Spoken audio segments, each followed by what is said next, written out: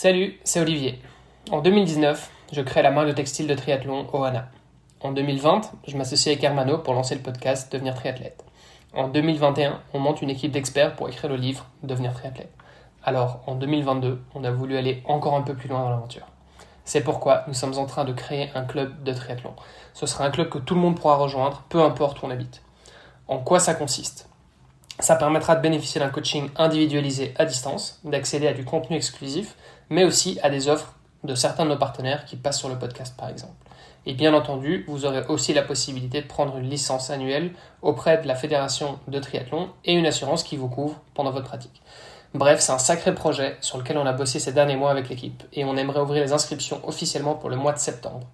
Mais avant ça, on propose à une poignée d'entre vous de tester le modèle gratuitement en avant-première. Ce sera l'occasion d'avoir votre feedback et de peaufiner les derniers détails. Alors si vous voulez faire partie des bêta-testeurs, je vous invite à vous inscrire sur la page www.devenirtriathlete.com/club. Je répète, www.devenirtriathlete.com/club. À très vite. Prêt pour un nouvel épisode ? Alors, juste avant, je vous invite à aller faire un tour sur devenirtriathlete.com/commande. Vous pourrez retrouver notre livre sous la direction d'Olivier à 7 mains. On s'est mis autour d'une table pour vous proposer le meilleur pour savoir comment devenir triathlète, comment progresser en triathlon et enfin comment performer en triathlon. Je vous donne rendez-vous à la fin de cet épisode pour quelques derniers conseils. Allez, c'est parti pour devenir triathlète. Salut les sportifs, c'est Hermano et vous êtes dans un nouvel épisode du podcast Devenir triathlète. Pour co-animer cet épisode, Olivier de Scooter répond toujours présent à l'appel. Salut Olivier. Salut Hermano. Et cette semaine, nous avons une invitée qui est plutôt dans l'ultra-distance et plutôt dans la course à pied, mais on va voir un petit peu tout ça avec elle. J'accueille Sissi Cusso. Salut Sissi. Salut Hermano. Salut Olivier. Bon, je me suis permis de t'appeler par ton petit surnom, mais ton prénom, tu vas nous raconter un petit peu tout ça après. Justement, les premiers moments de l'épisode du podcast sont consacrés à notre invité, en l'occurrence notre invité et eux. Donc dis-nous tout, qui est Sissi Cusso ? Quel âge as-tu ? Que fais-tu dans la vie et que fais-tu dans le sport ? Oh là là, tu veux tout savoir, il y a beaucoup de choses à savoir. Je sais pas si je vais pouvoir te résumer. Écoute, oui, je m'appelle Sylvaine Cusso. Effectivement, on m'appelle Sissi. Ça vient de ma jeunesse, en fait, simplement. Quand j'étais petite, mon papa m'appelait comme ça, donc c'est resté. J'ai 40 ans depuis quelques semaines. Je viens juste de les avoir. Je vis... Joyeux anniversaire, bienvenue chez les quarantenaires. Ouais, merci beaucoup. Je suis originaire du Mans, en Sarthe. C'est là où je suis née. J'ai pas mal bougé depuis mon enfance. J'ai migré dans le sud assez rapidement pour mes études. J'ai fait l'école de commerce de Toulouse et puis j'ai occupé un premier job ici. Et là depuis maintenant 1 an et demi, je vis à La Réunion. Voilà, j'ai installé mes valises là-bas en janvier 2021. Donc pour l'instant, j'ai toujours mon point de chute là-bas avec quelques allers-retours en métropole puisque je travaille pour une entreprise qui s'appelle Iron et qui a son siège à Toulouse. Mais voilà, la vie est belle sur cette île paradisiaque. Attends, et t'es parti à La Réunion, pourquoi ? Parce que tu pouvais bosser en télétravail ou bien on t'a envoyé là-bas parce que tu Non, parce que j'avais cette chance de pouvoir travailler de n'importe où. Et que choisir entre Toulouse et La Réunion, le choix était assez vite fait. Ça, tu dois pas te justifier pour le coup, c'est assez clair. Ouais, non, c'est un très bel endroit. Je sais pas si vous connaissez, mais il y a beaucoup de choses à faire là-bas. Puis il fait tout le temps chaud. Toute l'année en tong, c'est pas mal. Tu vas nous raconter un petit peu effectivement la vie, et puis surtout la vie de sportive à La Réunion, parce que ça date quelque chose. Tout à fait, surtout pour les trailers. Il y a un terrain de jeu juste incroyable. Alors justement, on va peut-être revenir un petit peu sur ton passé de sportive avant d'attaquer la partie plutôt actuelle du sport chez toi. Oui, bien sûr. Alors ouais, moi je fais de la course à pied depuis très longtemps. J'ai commencé, j'avais 6-7 ans. J'ai commencé comme beaucoup d'enfants par l'athlétisme en m'essayant un peu à tout, la piste, le cross, voilà. Après, on prend vite goût quand on a ces âges-là à la compétition pour s'amuser. J'ai été licenciée à l'Union sportive du Mans en Sarthe. J'ai été licenciée ensuite au CA Balma quand j'ai migré sur Toulouse pour les études. Et puis, j'ai découvert le trail running en 2013. Voilà, je me suis un peu essayée au départ sans trop savoir dans quoi je me lançais. Et puis en fait, j'ai adoré. J'ai adoré cette discipline. Donc depuis 2013, je ne fais que ça, que du trail. J'ai eu la chance d'être approchée par quelques partenaires. Donc aujourd'hui et depuis 2013, je suis accompagnée par ASICS. au niveau équipementier. Iron, qui est aussi mon employeur, est aussi un partenaire qui m'aide beaucoup dans ma pratique. Et voilà, j'ai eu la chance de parcourir le monde grâce à mon sport, faire plein de très belles courses en France, mais aussi à l'étranger. Et aujourd'hui, c'est vrai que l'aventure continue avec la Réunion et puis plein d'autres endroits où j'ai eu la chance d'aller et où j'espère encore aller dans les années qui vont arriver. Bon, alors, on dit souvent dans le triathlon, notamment le triathlon longue distance, que alors c'est peut-être un petit peu moins vrai ces dernières années, mais pendant un moment, on disait beaucoup que pour monter sur Ironman, il fallait avoir un peu de bouteille, un peu d'expérience. Toi qui viens de fêter tes 40 ans, est-ce que c'est vrai aussi dans l'ultra trail ou tu as commencé par le long très tôt? Non, je pense qu'effectivement, il faut y aller progressivement. C'est important d'appréhender la discipline d'une manière progressive, de commencer par les petites distances. On n'est pas tous faits pour l'ultra, on n'est pas faits tous pour le long, et je pense que ce serait risqué de suite de se lancer sur des épreuves de plus de 100 km si on pense que l'ultra c'est plus de 100 km. Mais pour moi, voilà, quand on commence à parler de plus de 100 km avec du dénivelé, on est sur des distances d'ultra. Et ouais, c'est important de prendre le temps, c'est important de commencer par du 30-40, d'augmenter. Moi, c'est ce que j'ai fait, j'ai commencé par des petites distances et je suis arrivée sur l'ultra qu'à partir de 2018, où là j'ai eu la chance de pouvoir participer à des courses comme le Madère Ultra Trail, comme la TDS, qui est une course de l'UTMB qui fait 120 km. Comme ensuite, 2019, j'ai fait l'UTMB, justement, l'Ultra du Mont Fuji. Mais voilà, je me suis lancée sur du très long parce que ça me correspondait, parce que j'ai aimé ça et j'avais vraiment la volonté de le faire et pas parce que c'est la mode, parce que il faut faire de l'ultra, comme quand on fait de la route, il faut faire absolument des marathons. Non, je pense que avant tout, il faut que ce soit un projet, une envie. Parce que voilà, la tête et le corps sont liés, et si l'envie est là, le corps suivra, et si on y va en se forçant, ça va bloquer au niveau physique. Donc voilà, je pense que vraiment c'est important de prendre le temps. Quand tu dis que c'est quelque chose qui te correspond, l'ultra, c'est-à-dire c'est quoi en fait? Comment est-ce qu'on sait si les longues distances nous correspondent ou non? Déjà, je pense qu'il faut il faut atteindre son objectif. Donc déjà, il faut aller au bout de l'aventure et franchir la ligne d'arrivée. Parfois, c'est le corps qui suit pas parce que il y a un pépin physique, parce que on peut avoir un déséquilibre quelque part qui fait que au bout d'un certain temps, la distance passe pas. Il y a des gens, enfin, je connais des athlètes qui ont jamais réussi à passer le plus de 5 km parce qu'à un moment donné, il y avait un blocage physique. Donc, je pense qu'on est fait ou pas pour cette distance. Et puis ensuite, il y a aussi prendre du plaisir. Je pense que c'est super important dans tout sport de faire les choses avec envie, avec plaisir, avec passion. Et si tu vas au bout du truc mais sans prendre de plaisir, pour moi ça veut dire que je suis pas faite pour ça. Donc toi, il y a je pense qu'il y a ces deux composantes, il y a le plaisir et le mental qui veut, et puis il y a le corps qui suit ou qui suit pas. Donc voilà, après la performance elle est secondaire, enfin en tout cas dans mon discours que je viens d'avoir, pour moi la performance est secondaire. Mais c'est vrai qu'en général, quand le plaisir est là et le corps suit, derrière il y a un résultat qui est pas forcément gagné, mais atteindre ces objectifs, ça suit en général quand le reste est présent, quoi. Ouais, on est d'accord, effectivement. Voilà, on parle pas forcément de performance, mais quand tu dis physiquement, il faut que le corps suive. Alors, est-ce que ça veut dire que il y a des corps qui sont plus adaptés de base à l'ultra distance, ou est-ce que au contraire on peut préparer à peu près tous les corps à l'ultra distance? C'est juste une question de préparation. C'est quoi ta philosophie par rapport à ça? Alors, je pense qu'il y a un peu des deux. Je pense qu'il y a effectivement des corps qui sont plus prédisposés à être en capacité d'aller sur des épreuves d'ultra distance. D'autres qui vont malheureusement être moins peut-être faits pour ça, et qui vont plutôt être faits pour des distances courtes, de vitesse. Je pense qu'il y a cette composante effectivement qui je pense qu'il est assez j'allais dire évidente. C'est pas forcément évident, mais en tout cas on le ressent assez vite quand on se lance sur ces épreuves-là.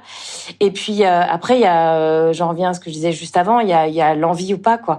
Il faut avoir envie de courir des heures et des heures. C'est long, quand on va sur ultra, ça peut être du 20, 30 ou même 40 heures de course. Je sais qu'il y a des gens qui me demandent toujours, mais comment tu fais pour pour pouvoir être 30 heures dans la montagne. Donc, il y a cette composante mentale qui est, je pense, super importante en ultra et pas que en trail, je pense aussi en triathlon, qui fait qu'il faut avoir l'envie quand même de se dire je vais passer des heures et des heures dehors. Et puis après, effectivement, on peut se préparer pour que ce soit, même si on n'est pas fait pour, on peut se préparer mentalement et physiquement. Mais encore une fois, faut avoir l'envie. Faut avoir l'envie et le temps d'aller passer des heures en vélo pour se dire voilà, j'ai tel objectif. Donc, bien sûr, on n'a rien sans rien et si on se prépare pas, on n'atteindra pas l'objectif fixé. On claque pas des doigts en disant je vais faire un ultra ou je vais faire un Ironman. Il faut s'y préparer. Mais je pense qu'on s'en vise aussi si on aime ça et si on est fait pour ou pas pour, quoi. Et parce que quand tu dis on est fait pour ou on n'est pas fait pour, physiquement, est-ce que, je sais pas, tu regardes la ligne d'arrivée d'un ultra trail par exemple, il y a des similarités, c'est plus ou moins les mêmes types de gabarits, c'est quoi les points communs, mais vraiment du point de vue physique, du point de vue corporel, enfin mécanique, qu'est-ce qui fait que on est plus qu'on a on a un talent particulier par exemple pour faire de la longue distance? Alors je suis pas sûre qu'il y ait un physique vraiment prédisposé pour ou pas pour. Quand tu regardes sur des épreuves d'ultra, il y a des grands, il y a des petits, il y a des trapus, il y a des minces, il y a des musclés. Donc je pense pas qu'il y ait une physionomie, mais par contre oui, il faut être endurant, il faut tenir l'effort sur la durée, faut réussir aussi à se gérer. Moi, ce que j'aime aussi dans ce sport, c'est qu'on est dans une gestion, puisqu'il y a beaucoup de composantes à prendre en compte, notamment tout ce qui est alimentation, hydratation. Si t'arrives pas à t'alimenter en course et à l'effort, tu vas jamais réussir à terminer les épreuves d'ultra parce que sur des heures et des heures, tu es obligé d'avoir une stratégie au niveau alimentation. Donc voilà, il y a toutes ces composantes et ces gestions à aborder, je pense, qui font que on aime, on n'aime pas, on est fait pour ça ou on n'est pas fait pour ça.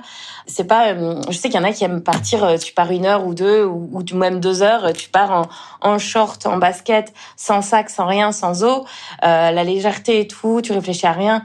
Là, sur des ultras, en amont, il faut se dire, je vais devoir prendre tant à manger, tant à boire. Sur le parcours, je vais m'arrêter à tel endroit pour recharger. Tu vois, il y a tout. Puis il faut aussi prévoir l'équipement. Courir avec un sac, c'est pas évident. Hein. Il faut aussi supporter d'avoir du poids sur soi.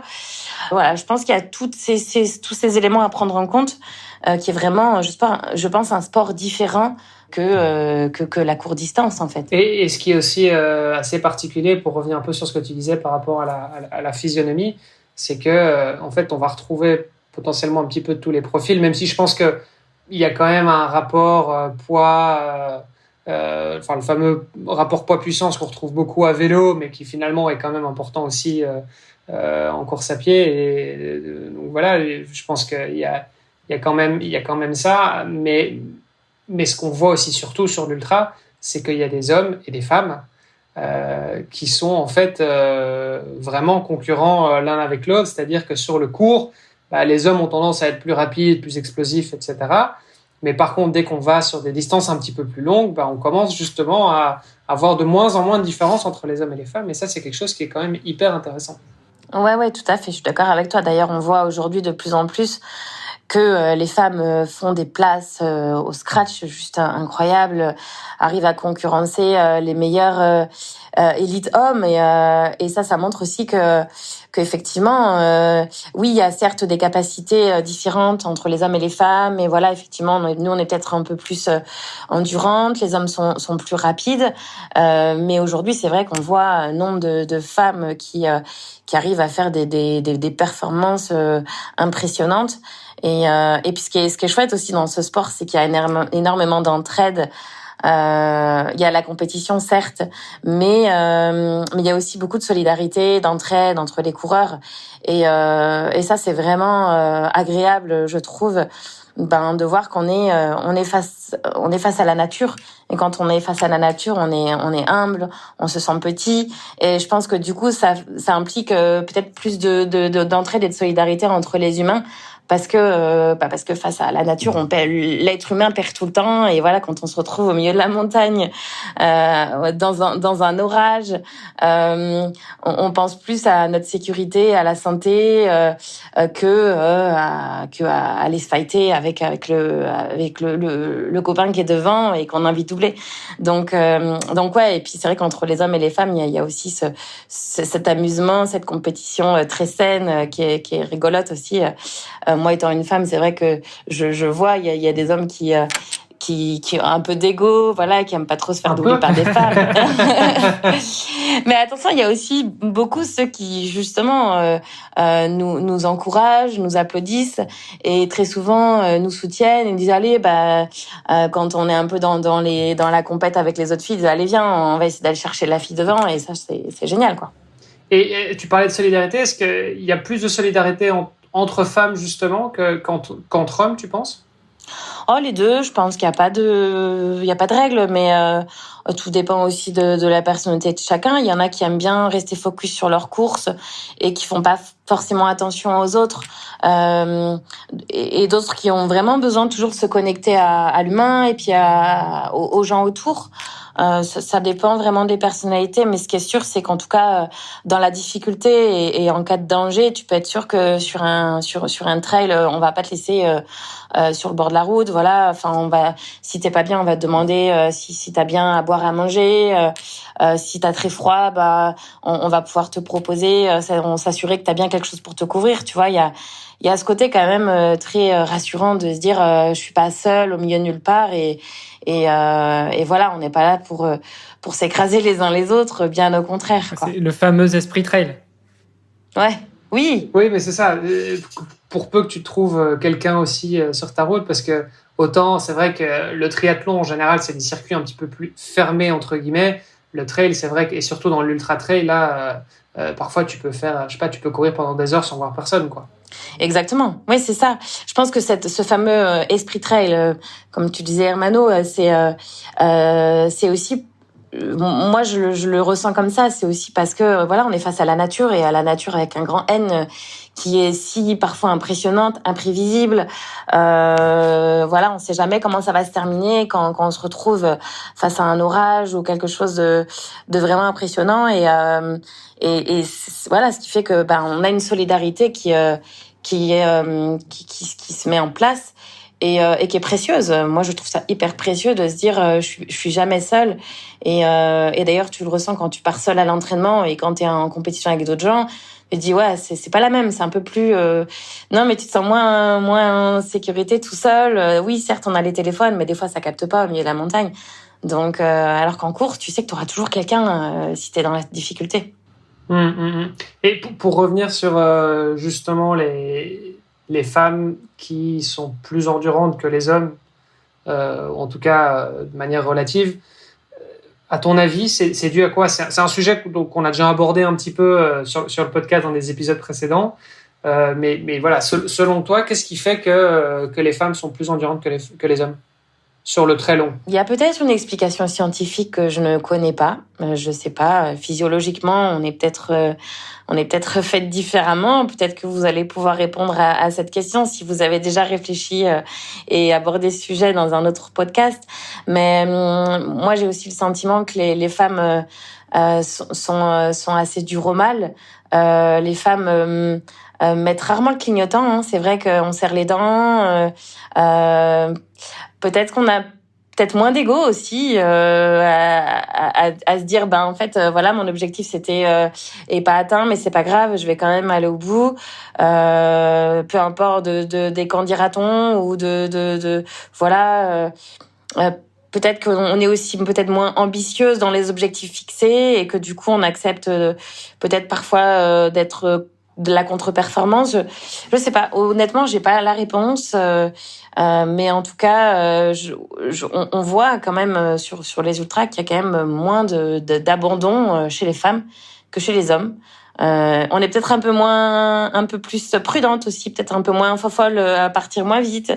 On voit beaucoup d'hommes au départ qui sont un peu fougueux, qui se laisse un peu porter. Nous, on est un peu plus prudente, on part tranquille, on est régulière, voilà, on fait notre petit truc. Je pense l'approche de la compétition est peut-être assez différente aussi. Hein. Non, je suis assez d'accord avec toi sur pas mal de ces points-là, et notamment la résistance à la douleur. Je pense que c'est vrai que bon, on n'a pas, nous en tant qu'hommes, on n'est pas forcément passé par les douleurs de l'accouchement. C'est bête, mais je crois que ça doit être une des périodes les plus douloureuses dans la vie d'une femme, physiquement, je veux dire. Et voilà. Et donc, est-ce que le corps de la femme résiste mieux à la douleur? Voilà, c'est une des théories en tout cas. Et bon, ça pourrait expliquer pas mal de choses. Pour revenir un petit peu sur ton parcours, justement, tu as dit que tu y as été progressivement.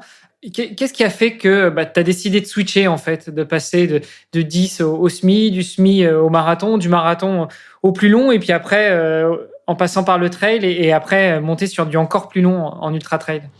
En fait, ça s'est fait assez naturellement. La curiosité, l'envie de découvrir des choses que je ne connaissais pas, l'envie de voir comment le corps réagissait à l'inconnu. La curiosité, les gens t'en parlent de l'ultra, te disent voilà, il y a des étapes, plus de 100 km, après tu commences à avoir des hallucinations, des choses comme ça. Et puis du coup, t'as envie de savoir en fait ce que c'est. L'inconnu attire, donc voilà. Et puis toujours repousser les limites. Quand tu les as pas atteintes, tes limites, t'as envie toujours d'aller plus loin, de voir jusqu'où tu es capable d'aller. Et comme que j'augmentais les distances et que je prenais toujours du plaisir et que je voyais que ça m'allait bien, voilà, il y avait quelques résultats derrière. Voilà, j'ai eu simplement l'envie de m'essayer et d'aller vers cet inconnu. Et puis après, la balade est encore plus belle quand elle fait 100 km, même plus belle quand elle fait 5 km que 50. Tu découvres encore plus de choses. T'es dans une certaine introspection avec toi-même. T'es dans un état d'esprit que j'aime beaucoup en fait sur du très long. De la souffrance aussi bien sûr, mais voilà, il y a tout un ensemble de choses qui est attirant en fait et qui donne envie d'aller découvrir toujours un peu plus et d'aller toujours un peu plus dans le dépassement, quoi. Moi, je suis très d'accord avec toi sur le côté justement. En fait, au plus tu fais du long, au plus tu vas avoir du paysage. Et ça, c'est vrai qu'il y a un côté très agréable parce qu'en fait, au-delà de la performance sportive, tu rentres un peu dans le domaine de l'aventure, de l'exploration, de la découverte. C'est ça. Et c'est vrai que pour moi, parfois, j'ai l'impression que si je fais une sortie course à pied, je vais aller courir 10 bornes, 20 bornes, peut-être 30 si c'est du long pour moi. Mais bon, si je fais 30 bornes depuis un point A, au pire, je vais m'éloigner de 15 km, quoi, au plus. Ouais. Alors que quand je pars à vélo, si je pars pendant 3 heures, je sais que je vais en faire 50. Et donc, voilà, il y a ce côté... voilà. Après, bon, c'est très personnel aussi. Moi, je viens plutôt du vélo, mais je préfère effectivement ce côté vélo, ce côté voyage où en fait je vais parcourir plus de kilomètres à vélo et donc je vais voir plus de choses et en fait 2 sorties vélo seront jamais les mêmes. Alors que 2 sorties course à pied, en général je pars de la maison, j'ai quelques boucles différentes, mais a priori ce sera toujours plus ou moins la même chose, quoi. Tout à fait. Ouais, il y a un côté frustrant à s'arrêter alors que tu as envie d'aller voir un peu plus loin et ou à pas faire la boucle en entier, parce que souvent en ultra, tu sais, comme l'UTMB par exemple, l'ultra du Mont Fuji, tu fais tout le tour. L'ultra trail de Mont Blanc, tu fais tout le tour du Mont Blanc. Et quand tu fais entre guillemets la petite qui fait 100 km, tu fais pas tout le tour. Ouais. Donc c'est vrai qu'après tu te dis j'aimerais bien quand même faire tout le tour. La diagonale des fous, tu traverses toute l'île. La petite qui fait 100, enfin je dis la petite, attention elle est pas petite, mais bon, en comparaison, tu fais pas toute la traversée. Donc voilà, il y a toujours ce truc où tu te dis j'ai quand même envie c'est quand même le défi de faire toute la traversée, de voir toute la diagonale. Voilà, il y a ce côté effectivement découverte, explorer toujours un peu plus, quoi. Alors après, ce que tu nous dis, c'est je comprends bien pour le passage du trail court au moyen et puis au long et puis au très long et à l'ultra, mais la première partie de la question, finalement, c'était aussi qu'est-ce qui a fait que tu es passée de coureuse sur route, d'athlète, tu nous as dit, tu as commencé par l'athlétisme, au trail. Est-ce que c'est parce que tu t'entraînais beaucoup en extérieur, enfin en extérieur, ça fait du sens, mais beaucoup plus hors sentier que sur la route, et puis tu as eu envie d'aller goûter, d'aller regarder ce qu'il y avait derrière la barrière, ou c'est pour toi un process naturel qui n'est peut-être pas forcément pour tout le monde de passer de la route au trail. Alors non, c'est pas vraiment naturel parce que chacun évolue avec ses envies et puis sa vie du moment. Mais c'est vrai que moi à ce moment-là, ça coïncidait avec mon mode de vie aussi puisque j'ai déménagé dans une région qui s'appelle Uzès, qui est vraiment qui s'y prête en fait à la pratique du trail parce que je sortais de la maison, j'étais tout de suite dans les sentiers, alors qu'à Toulouse j'étais dans la ville, j'étais rattachée à mon club, j'allais m'entraîner sur piste. Donc voilà, il y a déjà cette vie perso qui fait que j'étais quand même plus disposée à m'essayer à cette pratique. Et puis il y a aussi tout simplement que au départ j'ai essayé par curiosité et puis je me suis rendu compte que j'adorais, j'ai beaucoup aimé ce que j'aime dans ce sport, c'est que c'est ludique. T'es toujours en train de t'amuser avec le terrain, ça monte, ça descend, il y a des cailloux, tu fais des petits sauts, et comme je disais tout à l'heure aussi, il y a une gestion parce que t'es pas simplement une ligne de départ, une ligne d'arrivée, puis tu fonces tête baissée avec le chrono pour aller le plus vite possible. Là, t'as oui une ligne de départ, une ligne d'arrivée, mais pour y arriver, faut gérer l'alimentation, faut gérer l'hydratation, faut gérer l'équipement, faut gérer l'allure parce que quand tu fais 100 km, tu peux pas partir à fond. T'es un peu moins, tu vois, les yeux sur le chrono à dire voilà, je vais le plus vite possible. Parce que celui qui gagne, c'est pas celui qui va le plus vite au final. C'est celui qui sait mieux se gérer et gérer toutes les composantes autour. Et c'est vraiment ça que j'ai aimé, en fait, ne pas être dans une course où le plus rapide, c'est celui qui gagne. Il y a beaucoup de choses à côté. Et cette gestion, elle m'a beaucoup plu.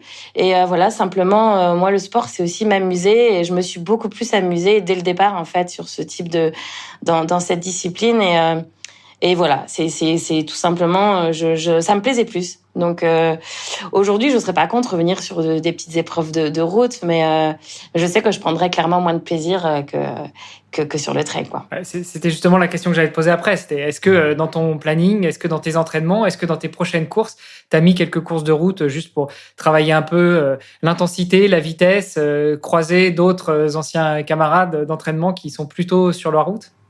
Alors des courses de route, non, j'en ai pas inséré dans mon programme. Par contre, je m'entraîne. Je fais toujours des séances de fractionnés sur route. Je fais plus du tout de piste, puis j'ai plus du tout envie. Mais par contre, j'essaye de continuer. C'est important, même en ultra, de continuer à faire du fractionné, puis travailler un peu sa vitesse. Donc ça, je continue à en faire. Et puis après, je fais des trails courts. J'aime aussi me challenger sur des épreuves qui sont pas forcément dans ce qui me correspond le plus. Sortir de sa zone de confort, ça fait du bien aussi, prendre des petites claques. Donc faire des 30-40 kilomètres pour revenir sur des choses un peu plus rapides, c'est important aussi, ouais, dans une préparation, enfin dans une saison globale. Même si c'est pas ce que je préfère, oui, ça m'arrive de le faire. Et puis après, je prends toujours plaisir à voir ce que font les copains sur des épreuves de route. J'adore le marathon. Hein. Pour moi, c'est une très belle épreuve et je suis admirative des athlètes qui s'entraînent dur, les yeux sur le chrono pour essayer d'aller atteindre des objectifs sur marathon.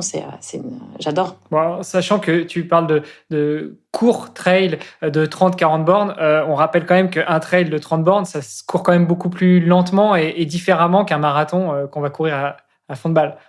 Oui, c'est sûr. Après, ça dépend du dénivelé. C'est toujours pareil en trail. Si t'as 300 mètres de dénivelé ou 1500, c'est pas tout à fait la même chose. Donc, ouais, tout dépend de la technicité du parcours aussi. Bien sûr. Quand tu te prépares, toi, en trail, t'es pas les yeux sur le chrono, comme tu dis, comme pour ceux qui feraient je sais pas, une prépare un marathon, par exemple, effectivement, t'es beaucoup plus les yeux sur le chrono. En trail, c'est pas le cas? Si, en entraînement, je fonctionne, quand je fractionne, je fais des 1-1, des 3 minutes, des pyramides, des choses comme ça. Donc, si, à l'entraînement, bien sûr, je fonctionne au chrono. D'ailleurs, beaucoup plus au chrono qu'à la distance. Je sais qu'il y en a qui font des 300, des 200. Moi, c'est plus au chrono. Mais je pense qu'on est un peu moins rivé sur la montre que sur une prépa marathon où ouais, t'es plus dans des zones d'allure. On est peut-être un peu plus à la sensation. Et puis après, encore une fois, ça dépend des profils. Hein. Moi, c'est comme ça que j'aime fonctionner. D'autres, je sais qu'il y a des trailers qui s'entraînent sur piste et qui s'entraînent différemment. Mais moi, j'aime beaucoup m'entraîner à la sensation. Ouais, je mets jamais la ceinture cardio. Voilà, je pars quand je fractionne. Je fais pas attention au terrain où je suis. Si je dois faire des 1 minute et que je suis dans une côte, bah tant pis. Si j'ai pas prévu de faire des côtes, bah au moment où il faut que je fasse 1 minute vide, je le fais dans la côte et voilà. Je me prends pas trop la tête. Ça facilite la vie en tout cas. Ouais, carrément. Ah ouais, carrément. Ouais. Et parce que du coup, t'as un coach ou pas?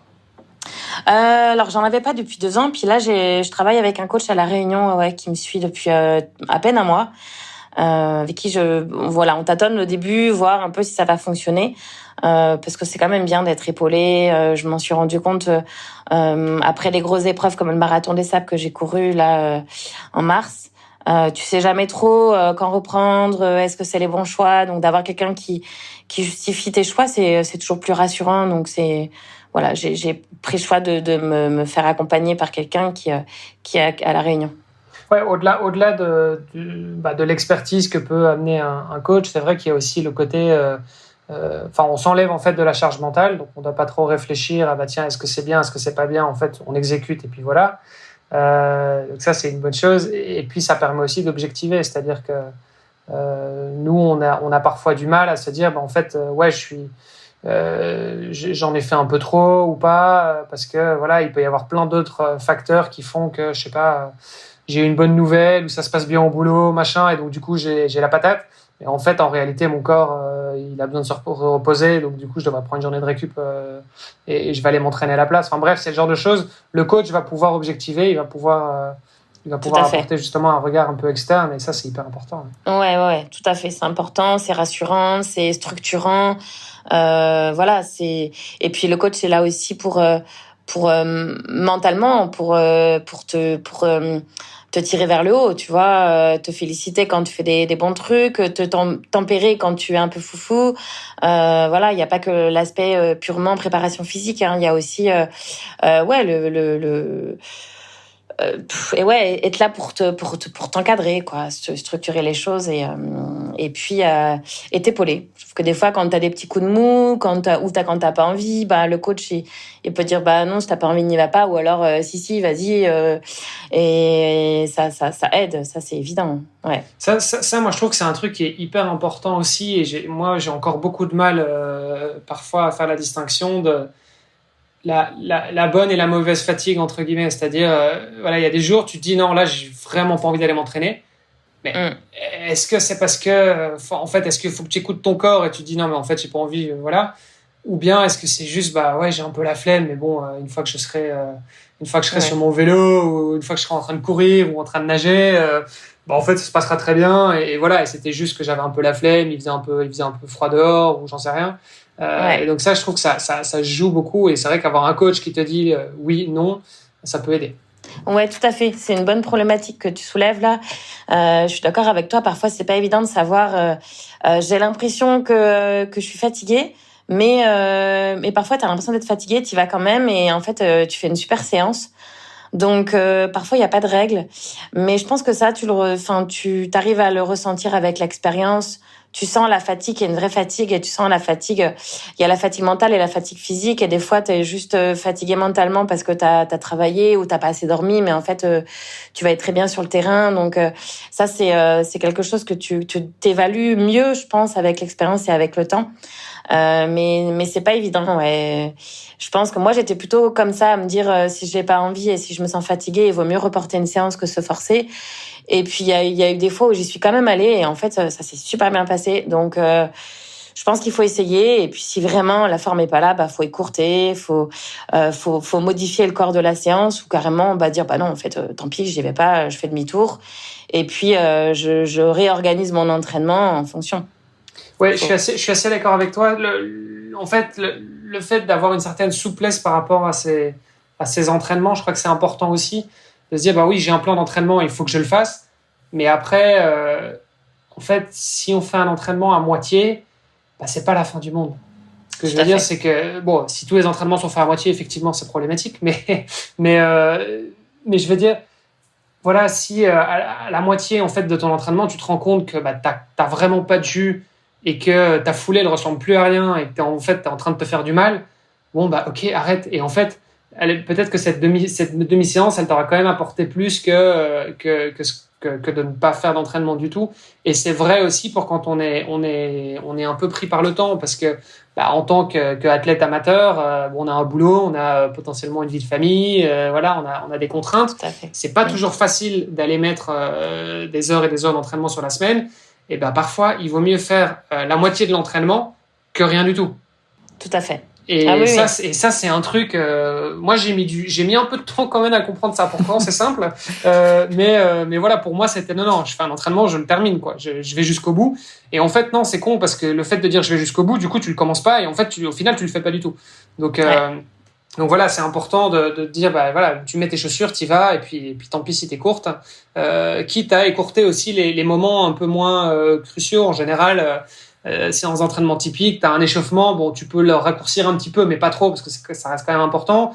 Le cœur de ta séance, et à la limite, le cool down, c'est là que tu peux couper un peu, quoi. Le retour au calme. Bon, si tu fais pas de retour au calme ou que tu les courtes beaucoup, voilà, c'est pas très grave. Ça va moins t'impacter en termes d'entraînement, quoi. Donc ça c'est un truc qui est hyper important. Et du coup, pour revenir toujours sur tes entraînements, tu fais aussi un peu d'entraînement croisé? Alors je double pas. En général, je suis à une séance par jour.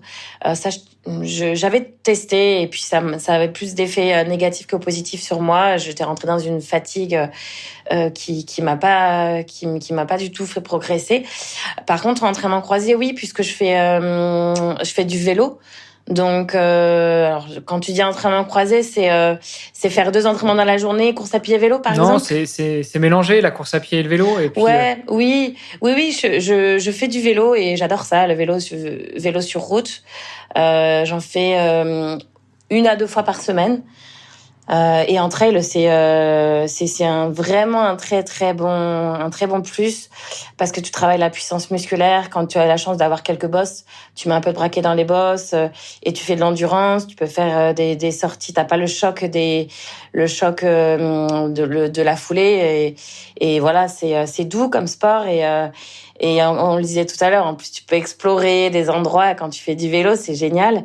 Donc ouais, je fais vélo, course à pied. Par contre, je fais pas de natation. Il faudrait que j'apprenne à bien nager. Pas encore de triathlon, c'est pas pour demain les triathlons. Ouais, c'est dommage parce qu'à La Réunion, t'as ce qu'il faut pour courir, t'as ce qu'il faut pour rouler, il manque plus qu'à nager un petit peu et la mer est pas très loin, enfin l'océan. Ouais, ça peut être un défi prochain. Je l'ai dans un coin de la tête. Mais voilà, il faudrait effectivement que j'apprenne à mieux nager. Mais pourquoi pas un jour. Bon, après, en matière de croisée, y a plus de bénéfices à croiser course à pied et vélo que course à pied natation ou vélo natation quand même. Je pense. Ouais, je pense surtout pour le trail. Et quand tu fais du coup 1 ou 2 sorties vélo par semaine, c'est quoi? C'est des sorties longues, j'imagine. L'idée, c'est d'aller faire du volume sans, c'est un sport porté, donc du coup, effectivement, comme tu disais, t'as pas l'impact à chaque pas, donc c'est moins traumatisant. Et ça te permet de faire du volume. Ça ressemble à quoi en fait une semaine type pour toi en termes de charge d'entraînement? Une semaine type, je suis à 6 entraînements par semaine. Je fais un jour de repos, j'y tiens à garder ce jour de repos. C'est important pour la tête, pour le corps. Je suis à 5 à pied, 1 à vélo, de manière générale, en temps normal. Après, parfois, je rajoute 1 de vélo. Je modifie un petit peu.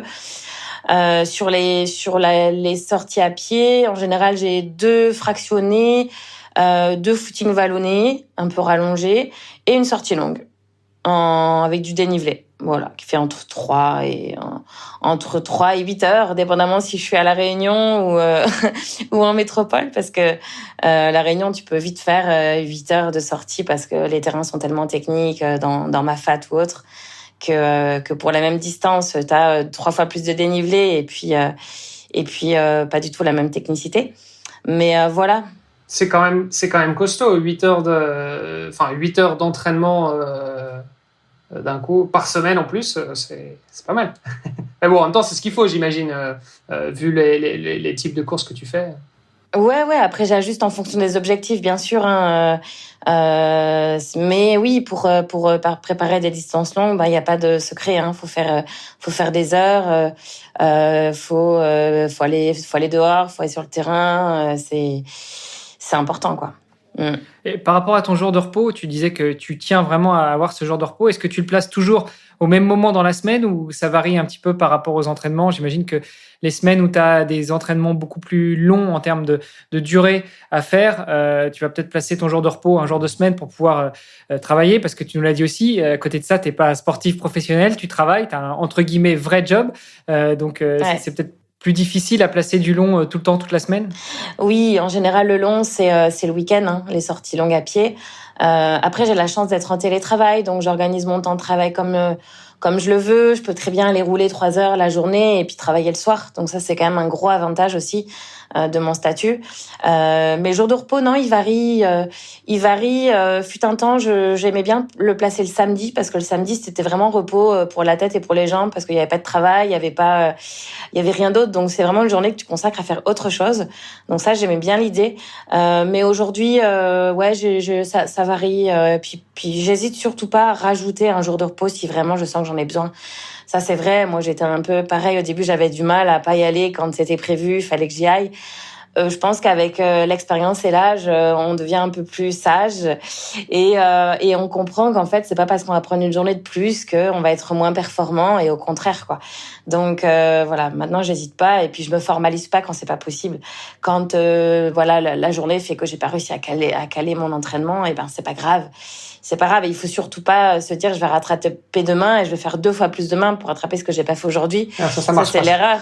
Non, ça marche pas et puis ce serait contre-productif. Voilà, il faut juste dire que c'est pas grave et que c'est pas ça qui va tout chambouler. Il faudrait pas que ce soit une semaine entière, c'est sûr, mais un jour, voilà, on voit les choses différemment avec l'expérience. J'aime beaucoup l'idée du samedi, jour de repos, comme ça, c'est autant dans la tête que dans le corps. C'est vrai que c'est vachement. Enfin, voilà. Moi, mon jour de repos, c'est le lundi.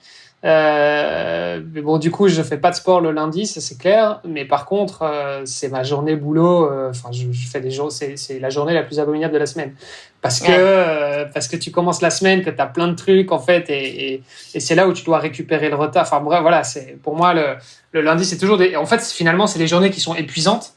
Et parce que comme je me dis de toute façon je dois pas m'entraîner, donc du coup je peux bosser à fond, et donc du coup je bosse comme un dingue et en fait finalement c'est plus tellement une journée de repos que ça, donc c'est vrai que c'est pas mal. Mais après il faut pouvoir se le permettre aussi de se dire je me prends un jour off où je fais rien, enfin en tout cas ni en entraînement ni en boulot, parce que bon, l'entraînement que tu fais pas le samedi il faut le rattraper un autre jour, quoi. Je suis d'accord avec toi. C'est pour ça que voilà, c'est discutable et c'est après à faire en fonction de. Moi, j'ai pu le faire parce que voilà, le fait que je sois en télétravail, ça m'arrive de refaire des petits trucs le samedi, tu vois, que j'ai pas fait le vendredi au niveau du boulot. Mais ouais, c'est sûr que je comprends ce que tu dis, ouais, que effectivement, c'est parfois on se dit l'inverse, on se dit c'est 2 jours où je travaille pas, donc j'ai plein de temps, donc je vais en profiter pour faire plein de sport. Mais c'est aussi le risque. Tu vois, du coup, d'en faire trop. Donc, il faut... voilà, après, c'est pas non plus... Tu peux faire d'autres activités qui sont autres que du sport. Et c'est ça qui est intéressant aussi. Ou même des petites randonnées, aller balader, aller au bord d'un lac. Ouais, et puis c'est con, hein, mais au final, enfin, je sais pas si ça fait partie de la préparation, mais en tout cas, c'est quand même important parce que ça... Enfin, au final, tu parlais tout à l'heure de fatigue physique et de fatigue mentale. Au final, ça impacte ton système nerveux et c'est le même. Oui. T'en as qu'un. Donc, au final, ta fatigue, qu'elle soit physique ou mentale, bon, c'est de la fatigue générale et ça va impacter ton système nerveux. Donc, le fait de prendre une journée où, je sais pas, t'es en famille, tu vas voir tes potes, je sais pas, enfin voilà, tu vas te balader au bord d'un lac, enfin n'importe quoi, mais peu importe ce que tu aimes faire, mais de reposant, que tu le fasses pendant une journée complète, ça te fait une petite journée de vacances. Bon, la plupart des gens, les gens normaux, entre guillemets, eux, en général, ils ont 2 jours par semaine où ils font ça. Les acharnés qui font du triathlon ou du trail longue distance, etc., c'est plus rare. Mais du coup, ouais, je pense qu'effectivement, ça fait limite partie de la préparation, c'est de se dire, OK, c'est quoi mes moments off, en fait. On a eu Jean Collinet, préparateur mental, sur le podcast, il y a déjà un peu plus d'1 an d'ailleurs, qui nous parlait justement de l'importance des moments on et des moments off. Ouais. Donc c'est un truc qu'il appliquait avec Claire Michel, qui est aussi passée sur le podcast d'ailleurs, triathlète olympique belge, qui disait bah oui, moi c'est hyper important. J'ai mes moments où je sais que je dois être on, je dois être hyper focus et voilà, il faut que ça déroule. Et par contre, je peux pas être comme ça si j'ai pas mes moments off sur le côté. Et donc ces moments off, c'est les moments justement où tu vas complètement voilà, relâcher toute la pression, être complètement cool et voilà, et vraiment c'est des moments où tu vas vraiment récupérer quoi. Et ça c'est vrai que c'est un truc, moi je me rends compte aussi à mon niveau que le fait de chaque fois que j'ai un jour de congé, que ce soit un jour férié, un jour de week-end ou même je me prends une semaine de vacances, ben en fait, ça va être des moments pour moi, c'est plus des opportunités pour m'entraîner. Donc en fait, ça fait quelques années que je me dis, en fait, j'ai jamais eu vraiment de vacances où j'étais en mode repos. Pour moi, les vacances, c'est de l'entraînement. Et donc c'est vrai que on sent aussi, je crois, à la longue, que c'est quelque chose qui use un petit peu et auquel il faut faire attention, quoi. Si toi ton truc c'est de prendre le samedi et de te dire, en fait le samedi c'est un vrai jour de congé, ni boulot ni entraînement, donc c'est pas mal. Moi ça me plaît bien sur le principe. Après, faut être capable quand même de caser tous tes autres entraînements le reste de la semaine, donc ça c'est pas toujours facile.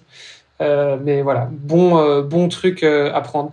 T'as d'autres petits trucs comme ça, d'autres petites astuces ou quoi à partager avec nous et avec tous les gens qui nous écoutent, que ce soit pour préparer un triathlon, un trail, un ultra trail, un marathon, peu importe. En triathlon, moi j'ai tout à apprendre. Hein. Comme je le disais tout à l'heure, j'ai jamais fait de triathlon. Par contre, j'aimerais vraiment bien m'y essayer un jour, mais voilà, il faut que j'apprenne à bien nager. Ça viendra. Ouais, j'espère. Mais c'est bien d'avoir des projets et puis des choses laissées en suspens pour plus tard se remettre des nouveaux défis et puis voilà, se relancer sur d'autres choses. La diversité, c'est bien. Après, ouais, en trail, il y aurait plein de points à aborder quand on se lance vraiment dans cette discipline. Déjà, il y a l'équipement. C'est vrai que s'équiper en trail, c'est particulier parce il y a le choix du sac, il y a le choix des chaussures, il y a le choix de la frontale qui est super important quand tu commences à faire de l'ultra ou tu passes des nuits dehors. Si tu fais le mauvais choix de frontale, ça peut vraiment te compliquer la balade. Donc ouais, il y a l'équipement qui est super important. Après, on a parlé effectivement de l'entraînement croisé. Je pense que c'est vraiment intéressant d'intégrer du vélo dans sa préparation trail. Ça soulage les tendons. Enfin voilà, le trail c'est quand même assez traumatisant pour les tendons, pour les genoux, les hanches, etc. On sollicite énormément toutes les articulations. Et d'ailleurs, en parlant de ça, c'est aussi important d'intégrer du renforcement musculaire. On n'en a pas parlé, j'essaye d'en faire régulièrement parce que tout ce qui est gainage, abdos, voilà, il faut avoir un bon maintien parce qu'on est toujours en train de descendre, monter et puis il y a des chocs qui font que si on n'est pas bien maintenu, le corps va partir dans tous les sens et c'est là qu'on va commencer à se blesser. Donc le renforcement musculaire, il est important. Alors moi, j'y passe pas des heures. J'essaye d'intégrer après chaque entraînement un quart d'heure, 20 minutes. Je fais la base, les abdos, les crushs, là, la planche de chaque côté, 1 minute de chaque côté. Et j'essaie de faire ça systématiquement après chaque séance. Ça prend pas énormément de temps et comme on disait tout à l'heure, parfois il faut presque mieux réduire l'entraînement en faisant un peu moins d'échauffement, un peu moins de récup pour accorder un peu plus de temps à ça. Hein. C'est vraiment, je pense, vraiment primordial en trail. Et après, ce que je ne fais pas, mais ce que je pense être bien de faire et qu'il faudrait que je fasse, c'est tout ce qui est étirement.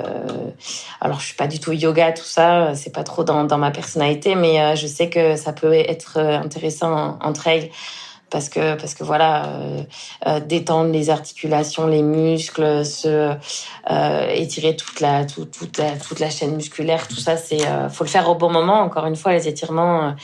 Je sais qu'il y a des grosses polémiques sur ça. Quand est-ce qu'il faut mieux s'étirer? Est-ce que c'est après l'entraînement, avant l'entraînement? Mes étirements, ça a du bon, mais c'est quelque chose que je ne fais malheureusement pas. Autant le vélo, on est d'accord, il faut toujours, c'est bon pour tout le monde, peu importe ce que vous faites. Je crois que le yoga, on pourrait dire à peu près la même chose. Peu importe ce que vous faites dans la vie, je crois que faire du yoga, ce sera toujours bon pour vous. T'as dit un truc tout à l'heure, le yoga, c'est pas trop dans ma personnalité. Qu'est-ce que ça a à voir avec la personnalité? Pourquoi? C'est quoi une personnalité yoga versus... Alors moi, je suis assez speed. Je suis pas très posée. J'ai du mal en fait. J'ai du mal à ralentir mes journées, ralentir le rythme. J'en ai tout à fait conscience. Un peu dans l'hyperactivité, besoin de faire toujours 15 000 trucs. Je pense que faire le yoga, ça veut dire accepter de ralentir le rythme, savoir se poser une demi-heure, une heure et s'écouter, écouter son corps, ses sensations. Et ça, je sais pas faire, mais je pourrais apprendre. Je pense, encore une fois, quand tout est question de motivation. Quand tu es motivé pour faire un truc, tu te donnes les moyens et tu y arrives. Mais j'ai pas encore franchi le cap. Mais voilà, je pense qu'il y a des gens qui sont plus calmes que d'autres. Et je pense que quand tu es calme et quand tu arrives à ralentir le rythme, tu peux plus facilement faire du yoga que quand, tu te dis, bon, je vais faire du yoga, puis en fait, tu te poses. Et puis dans ta tête, t'es là, ah ouais, mais non, faut que je fasse ci, faut que je fasse ça. Bah non, t'es pas prêt à faire du yoga. Ouais.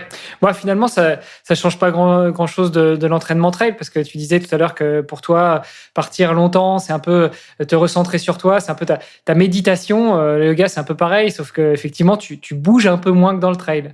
Ouais, mais attention, la méditation, ça peut être quelque chose... Tu as de la méditation très passive, et puis tu peux avoir une forme de méditation dans l'action aussi, hein.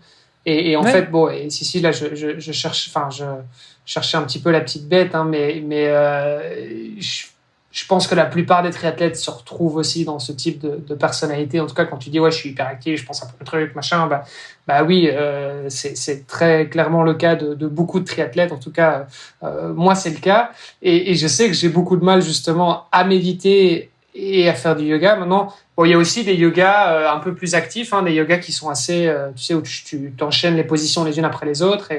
Et voilà, et c'est vrai que c'est pas mal, mais rien que le fait de dire, bah, en fait, je vais me poser 20 minutes et je vais faire un petit exercice de mobilité, de PPG, voilà, bah, rien que ça, parfois, c'est difficile. Et moi aussi, j'ai beaucoup de mal à le faire. Parce que bah, moi je préfère aller courir et aller pédaler et voilà, et être vraiment dans l'action et pas être statique, tu vois.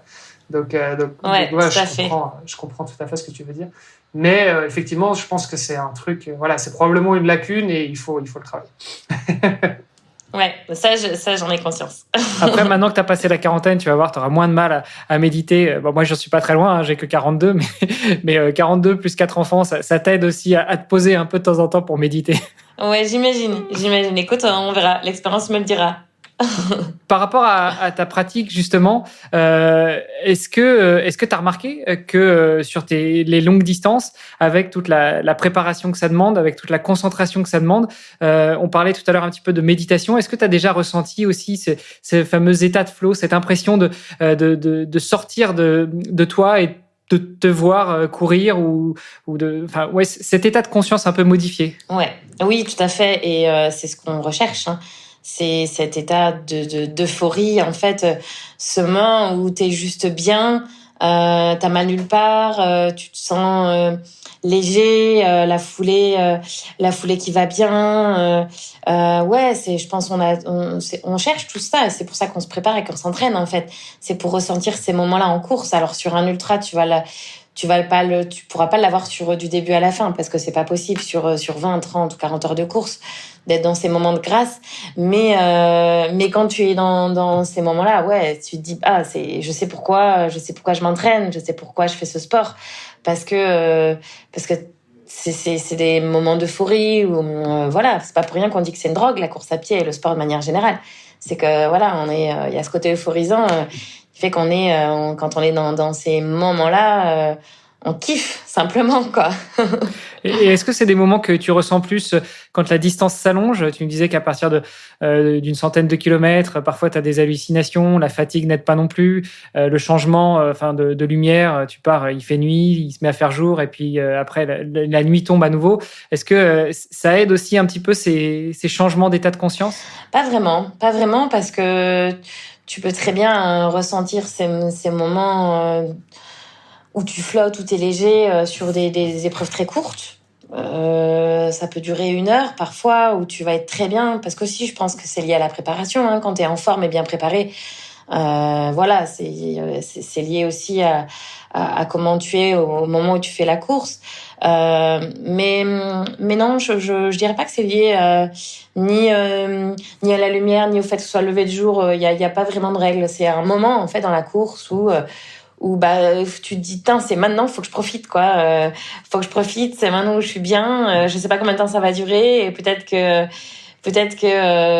derrière je vais m'écrouler et quelque part en fait c'est ça que j'aime dans l'ultra, c'est que tu peux passer du pire comme au meilleur en l'espace de 5 minutes, tu vois. À un moment donné, t'es au fond du trou parce qu'il y a rien qui va, t'as un coup de fatigue qui t'arrive d'un coup et puis tu vas trouver la petite ressource qui va te faire basculer vers l'inverse en fait, où tu vas te sentir léger d'un coup. Et voilà, et des fois tu oscilles entre ça fait des up and down là et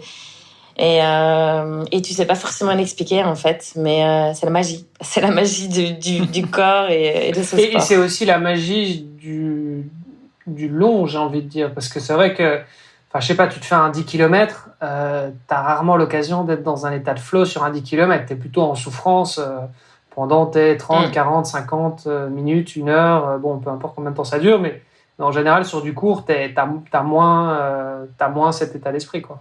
Ouais, je suis d'accord avec toi. Et puis pire encore, sur le court, je pense, tu sais même anticiper les moments où tu vas pas être bien. Tu sais que à tel moment, tu vas être très bien. T'arrives presque à savoir exactement en fait les sensations que t'auras à tel ou tel endroit. Donc c'est vrai que t'as beaucoup moins cet effet de surprise.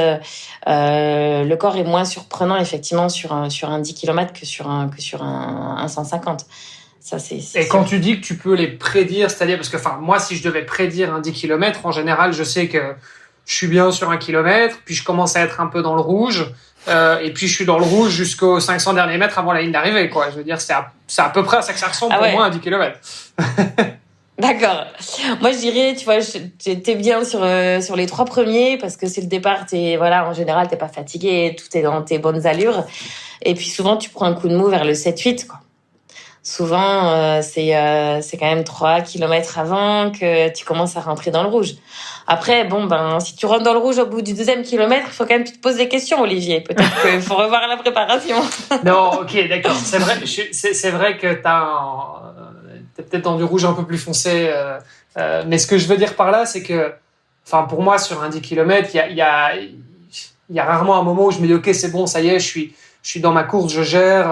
Non, j'ai l'impression que tu vois, je suis tout le temps. Mais après, voilà, je sais que moi, c'est comme ça aussi. J'arrive pas à me mettre dans cet état-là en entraînement, par exemple, tu vois. Moi, en entraînement, je peux faire des trucs. J'arrive pas à me donner autant. Par contre, il suffit que je sois en course et là, je me dépasse beaucoup plus et voilà, ça n'a rien à voir avec l'entraînement et je fais des temps et à chaque fois, je me surprends. Je me dis, mais comment j'ai fait ça? Je suis incapable de faire ça en entraînement. Mais par contre, pour faire ça, je dois me mettre dans le rouge, quoi. Je me mets clairement dans le rouge. Mais après, oui, c'est vrai que bon, il y a peut-être du orange foncé qui décline petit à petit. Et c'est vrai qu'en général, arrivé on va dire aux 2 tiers, là, tu te poses vraiment des questions et c'est là où tu te dis merde, là, je commence vraiment à. Parce que c'est le moment où tu te dis en fait, j'ai plus trop de jus, je commence un peu à ralentir, j'arrive plus à maintenir le cap, etc. Et donc ça, c'est vrai que c'est vrai qu'il y a quand même un peu de fluctuation. Ça, je suis d'accord. Ouais. Mais c'est intéressant ce que tu dis parce que on se rend compte que finalement on est tous différents par rapport à cette relation avec la douleur et à cette capacité de se mettre dans le rouge. Je sais qu'il y a des personnes qui réussissent à pousser le dépassement de soi, la douleur très loin presque jusqu'à l'évanouissement, tu vois. Tu vois au visage des gens qui est très différent en fait en fonction des personnes et d'autres qui préfèrent oula attention là je retourne dans le vert, je suis trop dans le rouge parce que c'est tout simplement un état d'esprit dans lequel ils n'ont pas forcément envie d'aller, tu vois. Et je pense qu'on n'a pas tous on n'est pas tous égaux face à ça et on n'a pas tous les mêmes envies, les mêmes capacités à se rentrer dedans et à se mettre dans des états parfois quand tu vois il y en a qui vomissent, il y en a qui et je pense qu'on n'a pas tous la même approche face à ça. Donc, je pense que pour revenir sur ce que tu disais tout à l'heure aussi, c'est peut-être que chez les femmes, vous avez aussi cette capacité à prendre un départ plus tranquille, sans être vraiment dans le rouge, sans chercher à écraser celui ou celle qui est à côté. Et après, par contre, à rentrer progressivement dans la course et là, à maintenir le cap. Là où, alors c'est peut-être un peu généralisé, mais là où les hommes, on va taper dedans dès le début et puis voir jusqu'où ça va et après finir comme on peut, quoi. Ouais, tout à fait. Ouais, c'est probablement ça, mais c'est vrai que même sans parler d'hommes et femmes en comparaison, mais c'est vrai que même déjà les personnalités sont différentes et voilà, il y en a qui vont pas forcément avoir envie de se rentrer complètement dans le rouge et d'autres qui vont avoir cette capacité à le faire à chaque fois. En compète, à l'entraînement, voilà. Moi, je sais qu'à l'entraînement, j'ai vraiment du mal à pousser la machine jusqu'à me mettre mal, quoi. C'est un truc, puis c'est pas forcément ma vision de ce sport, en fait. J'aime pas ça. J'aime bien être dans le plaisir un maximum et c'est vrai que je sais que j'ai vraiment du mal à me mettre dans le rouge à l'entraînement. C'est peut-être ça aussi, c'est pour ça que tu fais du long, non? Oui, tout à fait. Et c'est dans ça où on en revient à ce qu'on disait au tout départ, où je me retrouve moi plus dans cet effort, c'est que justement je n'aime pas le fait de me mettre dans le rouge comme ça. Il faut quand même que tu m'expliques la différence, enfin ce que tu entends par se mettre dans le rouge, parce que quand tu te fais une sortie de 8 heures à La Réunion, c'est peut-être pas être rouge écarlate, effectivement, mais par contre, je pense que quand tu rentres après les 8 heures, t'as besoin de souffler un peu et qu'effectivement, tu t'es un petit peu dépassé. Et là, on parle que d'entraînement, on parle pas encore de compétition. Oui, c'est pas la même fatigue. Tu sais, quand tu fais 8 heures dans ma fat, tu rentres jamais dans du lactique. Enfin, t'as pas du tout ces sensations que tu peux faire sur une séance de 200 mètres sur piste. Donc, c'est vraiment un autre effort. Oui, t'as mal aux jambes.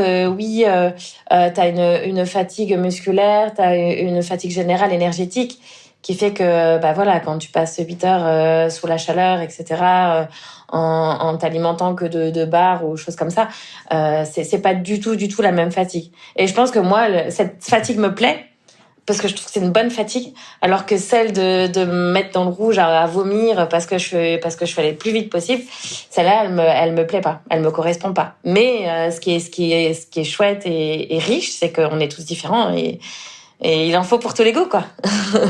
Du coup, on en revient un petit peu à ce que tu disais en début de podcast avec, voilà, il y a des gens qui sont faits pour le long et il y a des gens qui sont faits pour le court. Exactement. Ah ouais, c'est ça. Ok. Bon, et du coup, parce que tu nous as parlé pas mal de La Réunion, fais-nous rêver un petit peu, c'est quoi ton lifestyle à La Réunion, là? Donc, on a compris que tu travaillais à distance. Ouais, j'ai intégré une colocation de sportifs. Donc, on est tous à la maison, on est tous à fond. Il y a des baskets partout, il y a des vélos partout. Ça court et ça roule dans tous les sens. Je vis à Piton-Saint-Leu, sur les hauteurs de Saint-Leu, à 400, un peu moins de 400 mètres d'altitude. Ce qui est bien à La Réunion, c'est que l'île est petite. Donc, dès que tu veux aller t'évader un peu, tu fais une demi-heure de voiture, tu arrives dans un cirque, Laos, Mafat. Tu peux aller au volcan. Tu peux faire aussi, t'as la forêt d'étang salé, tu veux faire un peu plus de roulant. Tu peux courir au bord de mer. C'est vraiment une île qui est hyper variée et pour varier les sollicitations au niveau entraînement, c'est vraiment génial. Après, faut aimer la chaleur parce qu'il fait très humide, très chaud et c'est compliqué de s'entraîner entre midi et 2. Beaucoup vont s'entraîner tôt le matin ou tard le soir. Mais il y en a beaucoup qui viennent en stage ici, donc je pense que il doit y avoir vraiment un intérêt aussi à s'entraîner là-bas sous la chaleur. Ouais, après ça dépend aussi de l'objectif de chacun. Ouais, c'est ça. Quand typiquement tu prépares Hawaï, je sais pas si c'est ce que tu allais dire, Armano, je t'ai coupé, excuse-moi. Bon, moi j'allais parler juste de la Diag déjà, mais Hawaï aussi, c'est vrai que tu dois pas être loin des... Oui, voilà, la Diag, mais bon, pour nos amis triathlètes qui nous écoutent, oui, tu prépares Hawaï ou même, je sais pas, un Ironman en Malaisie par exemple, il faut que tu puisses t'entraîner dans ces conditions-là, enfin idéalement en tout cas. Ok. Et toi, du coup, t'es plutôt entraînement matin ou soir? Moi, je suis plutôt, depuis que je suis à La Réunion, je suis plutôt du soir. Ok. Parce que les couleurs sont incroyablement belles le soir. Là-bas, les couchers de soleil à La Réunion, je crois qu'on peut pas s'en lasser. Donc, j'adore courir le soir. La température est un peu plus fraîche. Et sinon, je suis plus midi. Mais je suis pas du tout du matin. Mais pas du tout. Je fais pas du à jeun. Ah ouais, j'ai du mal vraiment à m'entraîner quand je suis pas réveillée. J'y arrive pas. Ok. Voilà. J'admire aussi les gens qui font du à jeun. Là, ils sortent du lit, ils mettent les baskets, ils partent courir direct. Moi, j'y arrive pas. Ok. Moi, c'est vrai que c'est un truc que j'aime bien, mais en termes même au niveau du cycle hormonal, par exemple, c'est vrai qu'on est plus prédisposé à s'entraîner le matin. En tout cas, c'est là où normalement tu as le plus d'énergie pour ça. Je sais que moi à l'époque j'avais aussi un peu la même contrainte parce que je vivais en Colombie, dans la région de Valle del Cauca où il fait 30-35 degrés tous les jours toute l'année. Et donc pareil, je m'entraînais soit le matin, soit le soir. Le problème du soir, c'est que comme j'étais dans une ville, en fait, tu as un peu l'accumulation de la pollution. Et donc, du coup, en fait, tu vas t'entraîner avec une qualité de l'air qui est pas, qui est un peu moins optimale. Alors qu'au petit matin, l'air est un peu plus pur. Donc, moi, c'est vrai que c'est quelque chose que j'aimais bien. Et en fait, surtout, ce que j'aime bien, moi, avec les entraînements du matin, c'est que tu fais ton truc. Et après, tu commences ta journée, mais au moins, c'est fait, quoi.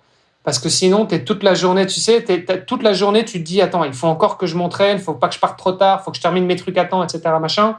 Et t'as un peu cette espèce de charge mentale de dire, merde, je me suis pas encore entraîné, quoi. Alors, c'est marrant que tu dis ça parce qu'on en a parlé il y a pas très longtemps, le week-end dernier, avec des amis.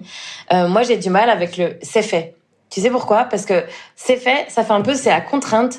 Genre, c'est bon, c'est le truc, ça y est, c'est balayé. Maintenant, voilà, on parle d'autre chose.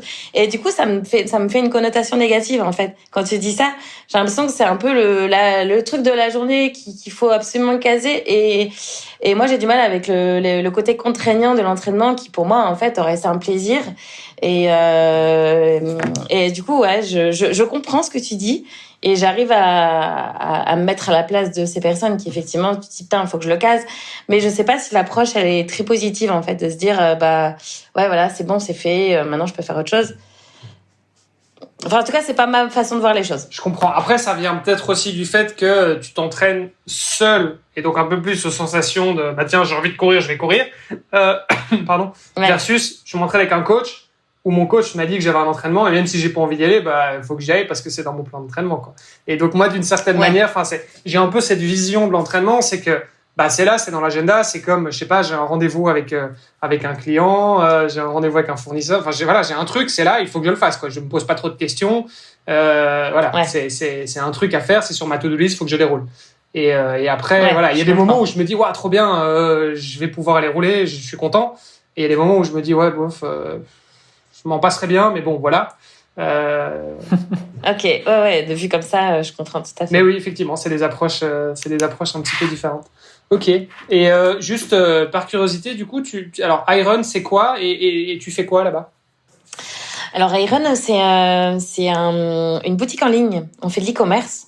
On vend en ligne tout ce qui est articles de course à pied, running, trail fitness. Donc on a également des vraies boutiques. Sur Toulouse, on a 3 boutiques. On a 2 boutiques sur Montpellier, 2 sur Rennes et 1 sur Paris, qui est dans le Marais, la plus récente. Voilà, on revend toutes les grandes marques de running, Asics, Adidas, Nike, New Balance, enfin toutes les marques que vous connaissez. Ça va de la montre en passant par les chaussettes, tout ce qui est équipement en fait.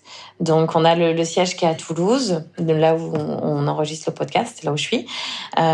Et après on est moi je suis rattachée au marketing et à la communication. Donc, je m'occupe notamment de gérer un blog qui s'appelle YouRun, en fait, qui permet de parler de tout ce qui est actualité autour des marques, des nouveautés produits, de l'actualité autour d'Iron, tout ce qui est opération commerciale, les événements qu'on accompagne. On est partenaire de pas mal de grands événements comme le marathon du Mont Blanc, la Maxi Race qui aura lieu la semaine prochaine, l'UTMB. Voilà, on a pas mal de projets avec des marques, comme là en ce moment le Trail Elite Factory avec Asics. Tous les ans, on lance aussi des projets avec Gore-Tex. On accompagne des gagnants du jeu concours qu'on emmène sur une semaine courir. On est parti dans les Pyrénées, on est parti en Corse. Voilà, il y a pas mal de projets avec les marques. Et voilà, c'est passionnant de travailler justement dans sa passion. Et du coup, c'est vrai que quand tu travailles dans quelque chose que tu connais, c'est encore plus facile. Et puis, t'as pas l'impression de travailler, t'as l'impression de t'amuser toute la journée. Ouais, c'est génial, c'est cool. le job de rêve pour toi. Ouais, vraiment, vraiment. Et c'est vrai que avant ça, j'étais dans les ressources humaines, dans une boîte d'informatique, dans une société d'ingénierie informatique. J'ai adoré mon travail. C'est moins sexy. Disons que voilà, parler de développement Java J2E ou voilà d'informatique, c'est cool parce que t'apprends des choses, mais c'est pas forcément ce qui te passionne et c'est pas la même chose. Mais c'est vrai que quand j'ai fait ce choix de grand virage, de changer de domaine d'activité, c'était un pari, hein, un risque aussi quand on change. On sait pas trop dans quoi on se lance, mais pas de regret parce que voilà, Iron c'est une super boîte. J'étais la 9e embauchée à l'époque et là on est 120 à peu près. Donc la boîte a bien grandi. Génial. Je suis passé par là aussi, donc je te comprends complètement et aucun regret. C'est clair. Et ça fait combien de temps que tu es là-bas ? Ça va faire 10 ans. Ah oui, 10 ans quand même. Ouais. D'accord. Je précise que Ohana n'est pas disponible sur Iron, mais bon, ce sera peut-être l'occasion d'en discuter. Pour l'instant, c'est toujours sur la boutique, ohana.boutique. On pourra discuter exactement, après. On en discutera hors micro. Et tout à l'heure, tu disais que justement, Iron t'accompagne un petit peu avec d'autres partenaires dans ta pratique. Ça veut dire quoi que Iron t'accompagne ? C'est que tu as des horaires de travail un peu aménagés, même si tu es en télétravail et que tu organises tes journées comme tu veux. Est-ce qu'ils te soutiennent aussi un petit peu financièrement ? Ça veut dire quoi finalement pour toi ? Ouais, il y a un peu tout ça. Ouais, il y a une aide financière effectivement parce que j'ai un contrat, j'ai un contrat de CDI, mais aussi un contrat d'ambassadrice. Et puis effectivement, il y a beaucoup de souplesse par rapport à mes heures de travail versus mes heures d'entraînement. Donc voilà, si je prends 10 minutes de plus pour sur ma pause du midi pour aller m'entraîner, personne m'en tiendra rigueur. Voilà, j'ai quand même ce statut ce double statut ambassadrice et salariée qui m'aide aussi pour ma pratique. Donc voilà. Et puis après c'est pareil au niveau équipement, c'est ASICS qui m'équipe en majorité, mais si je manque de certaines choses, je sais qu'Iron m'aidera. Y a pas de problème par rapport à ça. Donc c'est une aide à multifonction. Je suis bien entourée. Quels sont tes conseils pour les athlètes amateurs qui souhaiteraient se faire sponsoriser ? Parce que je sais qu'il y a il y a quand même beaucoup d'athlètes qui moi, je parlais de Ohana tout à l'heure. J'ai fondé une marque de textile de triathlon. Je suis souvent contacté par des gens qui me disent tiens, est-ce que tu veux pas me sponsoriser et me donner des trucs. Et en fait, il y a un moment, tu peux pas juste donner des trucs à tout le monde comme ça, quoi, tu vois. Voilà. C'est quoi pour toi, c'est quoi ta stratégie ou tes conseils que tu donnerais aux gens qui auraient besoin de se faire sponsoriser par des marques ? Déjà, je pense qu'il faut avoir un vrai projet sportif. Le mettre en avant, le présenter, pas avoir peur d'aller vers les marques, et ne pas attendre forcément que ça nous tombe dessus. Alors moi j'ai eu la chance, c'était pas un souhait à la base d'être sponsorisée. Et j'ai eu la chance de moi être approchée à l'époque, mais quand l'envie vient de l'athlète, il faut se donner les moyens. Donc faut mettre en place son projet, faut entre guillemets essayer de se vendre. Malheureusement j'aime pas ce mot-là, mais c'est un peu ça. Mettre en avant ses atouts, les lister ses points forts, lister ses points faibles. Et puis voilà, en fait je pense qu'un partenariat c'est donnant. Donc c'est pas forcément attendre de la marque des choses, mais aussi montrer ce que nous on peut apporter à la marque. C'est ça qui est intéressant dans le partenariat, c'est que qu'est-ce que t'apportes à eux et qu'est-ce que eux t'apportent à toi. Il faut que ce soit équilibré en fait.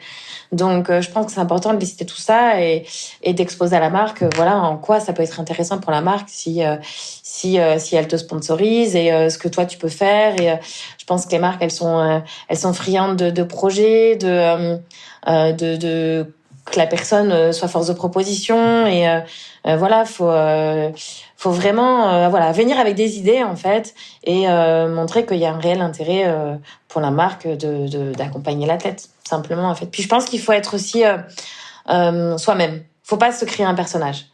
La marque, elle va vite comprendre qui on est et adhérer à la personne parce qu'elle va être spontanée, naturelle, authentique.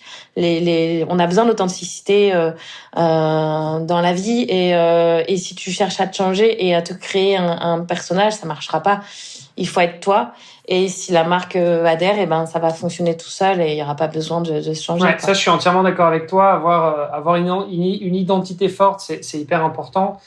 Si on regarde ton compte Instagram, par exemple, parce que c'est vrai que toi, en tant qu'ambassadrice, bah voilà, t'as une bonne communauté de followers sur Instagram notamment. En fait, il suffit de regarder un peu ton feed, bah on voit une identité. Enfin, je veux dire, Sissi, bah elle sourit, elle a la patate. Elle fait du trail, mais voilà, elle est toujours, elle présente toujours bien. Enfin voilà, ça fait partie de ton identité. Et ça, c'est un truc qui est important parce que c'est unique. Tu vois, à la limite, enfin, on voit une photo de toi, bon, au-delà de te reconnaître parce qu'on connaît ton visage, mais tu vois le type de photo, bah on va savoir que c'est toi, tu vois, sans même regarder le nom parce que voilà, c'est le style de photo, c'est ton look and feel à toi, quoi, tu vois, de ton identité en ligne. Donc ça, c'est quelque chose qui est important. Et effectivement, en fait, quand il faut se vendre, et se vendre, ça veut dire aussi faire comprendre à l'autre que il va y gagner quelque chose. Parce qu'en fait, quand tu approches une marque et que tu dis, en fait, je vais faire des photos et je vais partager avec ma communauté. Ouais, ok, mais enfin, c'est pas suffisant. Je veux dire, et moi, j'y gagne quoi, tu vois? Et c'est vraiment ça la question qu'il faut se poser. C'est, en fait, la marque, est-ce qu'elle y gagne? Est-ce que c'est parce que j'ai une grosse communauté? Est-ce que c'est parce que, je sais pas, j'ai mon meilleur ami qui est photographe et qui va faire des photos incroyables dans des paysages de dingue et que tu vas pouvoir les réutiliser en tant que marque? Est-ce que c'est parce que j'ai une énorme crédibilité, parce que, je sais pas, j'ai gagné des courses ou parce que j'ai fait des défis de dingue et que j'étais médiatisé, etc. Enfin voilà, qu'est-ce que je vais pouvoir apporter à la marque? Et ça, c'est hyper important parce que bon, sinon, effectivement, des demandes, les marques, elles en reçoivent tout le temps. Et donc, si on a vraiment envie de se faire sponsoriser, il faut que ce soit un projet, il faut qu'il y ait un truc, il faut qu'il y ait une histoire derrière, et que ce soit pas juste, ouais, s'il te plaît, envoie-moi des produits gratuits, quoi. Ouais, tout à fait. Ouais, exactement. Comme tu dis, ouais, il faut vraiment s'impliquer. Il y a une réelle implication de la part de l'athlète qui fait que, voilà, on n'a pas. Il faut aussi donner de son temps, donner de soi, voilà, et pas attendre. C'est un travail. Hein. Ah oui. C'est un travail. La preuve, c'est ce que tu disais. T'as un contrat de travail et t'as un contrat d'ambassadrice, et c'est deux choses différentes. Voilà, et le contrat d'ambassadeur, en fait, c'est un vrai contrat, c'est un job entre guillemets. Voilà, c'est pas un job à temps plein, mais c'est un truc que tu dois faire. T'as des engagements et voilà, il faut. Ouais, tout à fait. Puis avant tout aussi, je pense qu'il faut adhérer aux valeurs de l'entreprise et de la marque que tu vas représenter. Il faut aimer les produits, il faut les utiliser, pas faire semblant. C'est-à-dire que avant de s'associer à une marque, il faut être sûr que la façon dont la marque va fonctionner, ça va être la même que toi. Et tu vois, tu vas être en réelle adéquation avec la manière de faire, les valeurs. Et même si à un moment donné, si les produits te conviennent pas, tu pourras jamais parler de la marque en bien et ça va pas coller, quoi. Tu vois, je pense qu'il faut que ça colle dans les deux sens. Que la marque elle adhère à ton projet, mais que toi t'adhères aussi au sien. Donc tu vois, c'est un peu comme un mariage, hein. Voilà, il faut que ça colle entre les deux, simplement. Ouais, c'est un partenariat, donc effectivement tu dois trouver tes bons partenaires. On en parlait l'autre jour sur un épisode de podcast. Effectivement, a priori, on va pas recevoir McDonald's comme sponsor du podcast Devenir Triathlète parce que voilà, c'est pas dans nos valeurs, c'est pas dans nos philosophies. Donc bon, désolé McDo de vous avoir pris. On aurait pu parler de Burger King, de Quick ou de KFC, mais mais bon voilà. Et par rapport à toi, Sissi, tu disais justement que tu as eu la chance d'avoir été contacté directement par certaines marques qui ont décidé de te soutenir.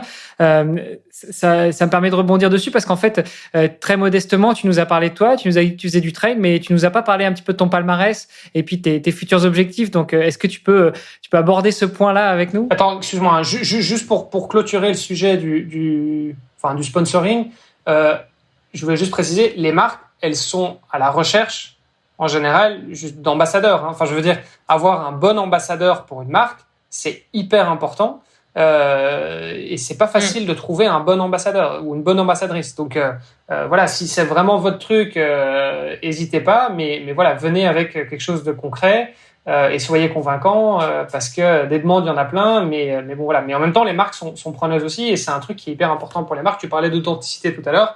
Effectivement, voilà, aujourd'hui on est de moins en moins dans de la pub hyper agressive de tiens méga promo, achète nos produits parce que on t'a envoyé 10 mails dessus, tu vois, ça marche plus ça. Donc aujourd'hui voilà, on est dans l'authenticité. Il faut créer de la relation, il faut créer un truc avec ta communauté, et voilà, et les gens se basent justement là-dessus sur les ambassadeurs parce qu'ils portent la voix en fait des différentes marques avec lesquelles ils travaillent. Et donc voilà, petite parenthèse, on peut clôturer là-dessus. Dis-nous tout sur ton palmarès. Non, moi je suis quelqu'un qui prend beaucoup de dossards. Je fais beaucoup de compètes parce que intégrer des courses dans ma préparation, ça me motive. Et on en parlait tout à l'heure. Je préfère courir avec des gens sur des parcours que je connais pas, explorer, suivre un balisage. Et du coup, c'est vrai que j'ai fait beaucoup de courses depuis que je fais du trail depuis 2012-2013. Alors palmarès, j'aime pas bien étaler mon palmarès comme ça, mais ouais, j'ai gagné 3 fois l'Éco-Trail de Paris, le 80 km, 2016, 2018 et la dernière édition 2021.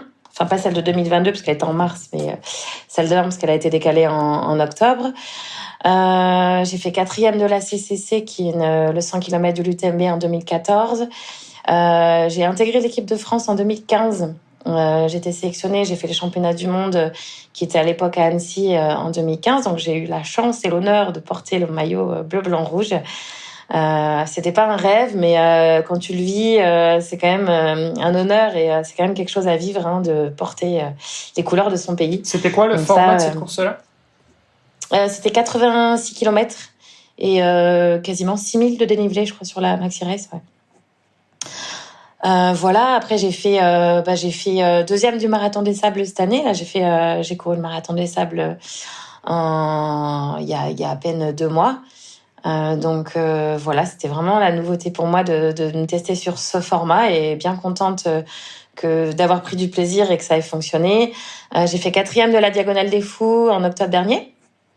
Voilà, pour moi c'est pareil, c'était un peu l'inconnu, une course qui me faisait très peur à l'époque où je suis arrivée à La Réunion, parce que c'est un parcours exigeant, c'est un terrain de jeu qui est un peu effrayant, avec des pentes vertigineuses, et voilà, tout le monde sait qu'à la Diagonale des Fous, on sait quand on part, on sait pas quand est-ce qu'on arrive. Donc pour moi, ça a été un peu chaotique parce que j'ai chuté et je me suis fracturé le péroné, donc j'ai fini dans des mauvaises conditions. Mais j'ai fini, et au final. Et 4e. Et 4e, ouais. Après, j'ai fait 4e de l'Ultra du Mont Fuji aussi, qui est aussi un 100 miles, qui fait 168 km en 2019. J'ai fait l'UTMB aussi en 2019. J'ai fait 20e, je crois, un truc comme ça, dans le top 20. Qu'est-ce que j'ai fait comme course ? J'ai fait plein de fois les Templiers, la grande course des Templiers. J'ai dû la courir 4-5 fois. Le 72 km, mon meilleur classement, ça devait être 5e. C'est une course qui est en général assez relevée. J'avais gagné l'intégrale d'Écosse sur le même événement qui fait 70 km l'année, ça devait être en 2014. J'ai fait 2e du marathon d'Écosse une autre année. Voilà, après j'ai gagné quelques courses régionales, j'ai gagné des petites courses par-ci par-là, mais pour moi c'est pas le plus important. C'est vrai que c'est le palmarès, pour moi il est pas important, il est tout ce que j'en ai retiré derrière et toutes les belles aventures que j'ai eu la chance de vivre. Et j'ai pas mal été abonnée aux 2e places. C'est vrai que j'ai fait beaucoup de 2e places. J'ai dû faire 5 fois 2e à Gruissant sur le Phébus Trail. J'ai dû faire à l'Éco-Trail de Paris aussi avant de gagner. J'avais fait plein de fois 2e. Mais j'aime bien. La 2e place, c'est un numéro que j'aime bien. Bon, la première, c'est mieux quand même, mais ouais. Ouais, mais 2, c'est toujours mieux que 3. Ouais, puis t'es entouré par 2 personnes. Ouais, voilà, c'est un peu moins seul. Exactement. Non, ouais. En tout cas, ça en fait pas mal des podiums. ça te fait quand même un beau petit palmarès. Oui, et puis c'est vrai que c'est assez varié. J'ai fait des courses assez variées et moi c'est ce que j'aime aussi, me découvrir sur des nouveautés, m'essayer sur des choses que je connais pas, découvrir des endroits et c'est pour ça que j'adore aussi prendre des dossards parce que tu découvres des fois des endroits où tu irais jamais en fait si tu prenais pas des dossards. Ouais. J'ai eu la chance d'aller au Japon, en Thaïlande, voilà, de parcourir le monde grâce à ce sport et tu dis si je faisais pas ce sport, il y a plein d'endroits où je serais pas allée quoi. Ouais, parcourir le monde et en fait même, tu fais une course relativement proche de chez toi finalement, tu vas découvrir, si tu fais le 10 km, ce sera peut-être moins le cas, mais c'est vrai que dès que tu fais du long en fait, tu vas, surtout quand tu es un peu en dehors des chemins battus, quoi. Donc, que ce soit en trail, en gravel, en VTT, tu vas forcément découvrir des petits trucs, des petits chemins, etc. Même si c'est à côté de chez toi. Et donc ça, c'est vrai que c'est quand même génial. T'as qu'à suivre les flèches. Et moi, c'est vrai que j'aime bien parce que j'avoue que parfois, je dois sortir à vélo. Je sais pas, je dois faire 3 heures, 4 heures, 5 heures de vélo. Et je me dis, par où je vais? Tu vois, je suis un peu blasé, tu vois. Je dis, en fait, les parcours, je les connais, je les ai tous fait déjà la semaine passée. Et à un moment, ça devient un peu répétitif. Et c'est là où tu te dis, en fait, ok, je vais peut-être prendre la voiture pendant 1 heure et aller à une course, mais au moins, je vais découvrir un nouveau truc et je vais pouvoir me laisser guider. Et je m'embête pas à chercher ma route, etc., quoi. Donc ça, c'est vrai que il y a un côté pas mal. Et j'ai l'impression que dans le trail, c'est encore plus vrai. J'ai l'impression que les trailers font encore plus de courses. Tu vas me dire que le triathlon, mais parce que le triathlon, il y a quand même un effet de temporalité qui est beaucoup plus important. Le trail, t'en fais encore beaucoup en hiver. Il y a beaucoup de triathlètes aussi qui font du trail en hiver pour préparer leur saison. Donc il y a peut-être moins ce côté-là, mais j'ai l'impression, alors c'est peut-être moi qui me trompe, mais que les trailers justement font plus de courses. Ouais, peut-être aussi, il y en a beaucoup. Hein. Il y en a beaucoup, tu regardes le calendrier, t'as je ne sais combien de courses par week-end. Et puis, il y a peut-être cette envie d'exploration aussi, comme on le disait, de découvrir des endroits que tu connais pas. Tu vois, tu parlais des fois autour de chez toi. Là, dans les bureaux, on est entouré d'entreprises, mais en fait, il y a une petite course qui se déroule juste à côté, qui s'appelle l'Epicurean Trail. On est partenaire d'ailleurs, et en fait, du coup, maintenant, quand on part du bureau pour aller s'entraîner, on sait où aller parce que c'est des sentiers qu'on a pris pour la course. Et ouais, peut-être qu'il y a ce côté exploration qui plaît peut-être plus aux trailers. Et puis, aussi, le calendrier est quand même bien fourni, quoi. En trail, aujourd'hui, j'ai l'impression que tu as de plus en plus de trails.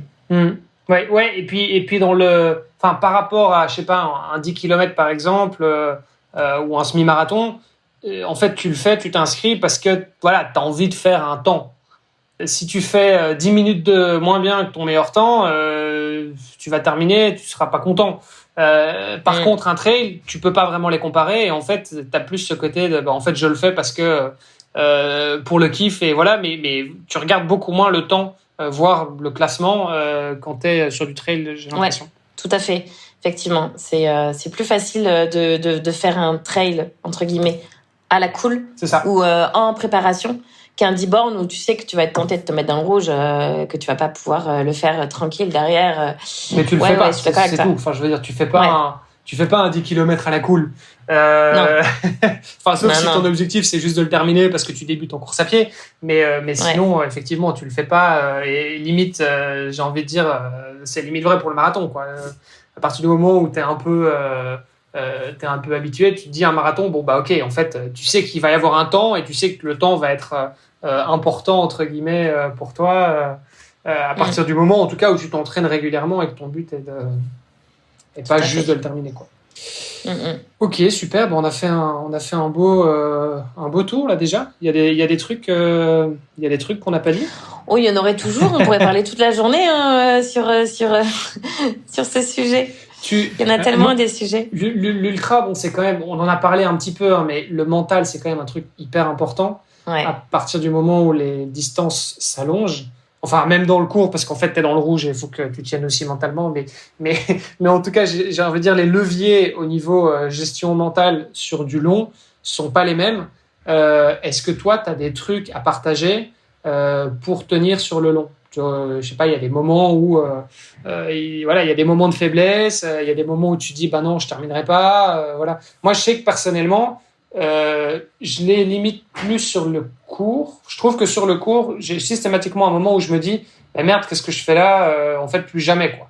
Mais vraiment, il n'y a pas eu un seul 10 km de course à pied où je me suis pas dit, et plus jamais je fais ça, c'est débile. Enfin, tu vois, pendant la course où je me dis, non, mais je suis pas à ma place, etc. Alors que sur du long, en général, je l'ai un peu moins. Mais voilà. Mais comment tu fais pour gérer justement ces petits trucs mentalement? Ouais, déjà, la première chose, je pense, c'est de se préparer à ça. Prendre le départ en disant, je sais qu'à un moment donné, je vais me retrouver dans cette situation. Parce que c'est carrément inévitable, enfin, pratiquement inévitable de se retrouver à un moment donné où on va pas être bien, ça va être dur, on va souffrir. Donc déjà, se préparer mentalement à avoir mal. Alors la douleur, c'est encore un autre sujet. On pourrait aussi en parler pendant 1 heure de la douleur. Mais la douleur, il faut savoir l'appréhender et l'évaluer. Est-ce que c'est une douleur normale? Est-ce que c'est une douleur anormale? Est-ce que je suis blessée? Est-ce que je suis pas bien? En fait, savoir évaluer pourquoi je suis pas bien. Si ça va pas, c'est que je suis dans un moment down là où il y a un truc qui va pas.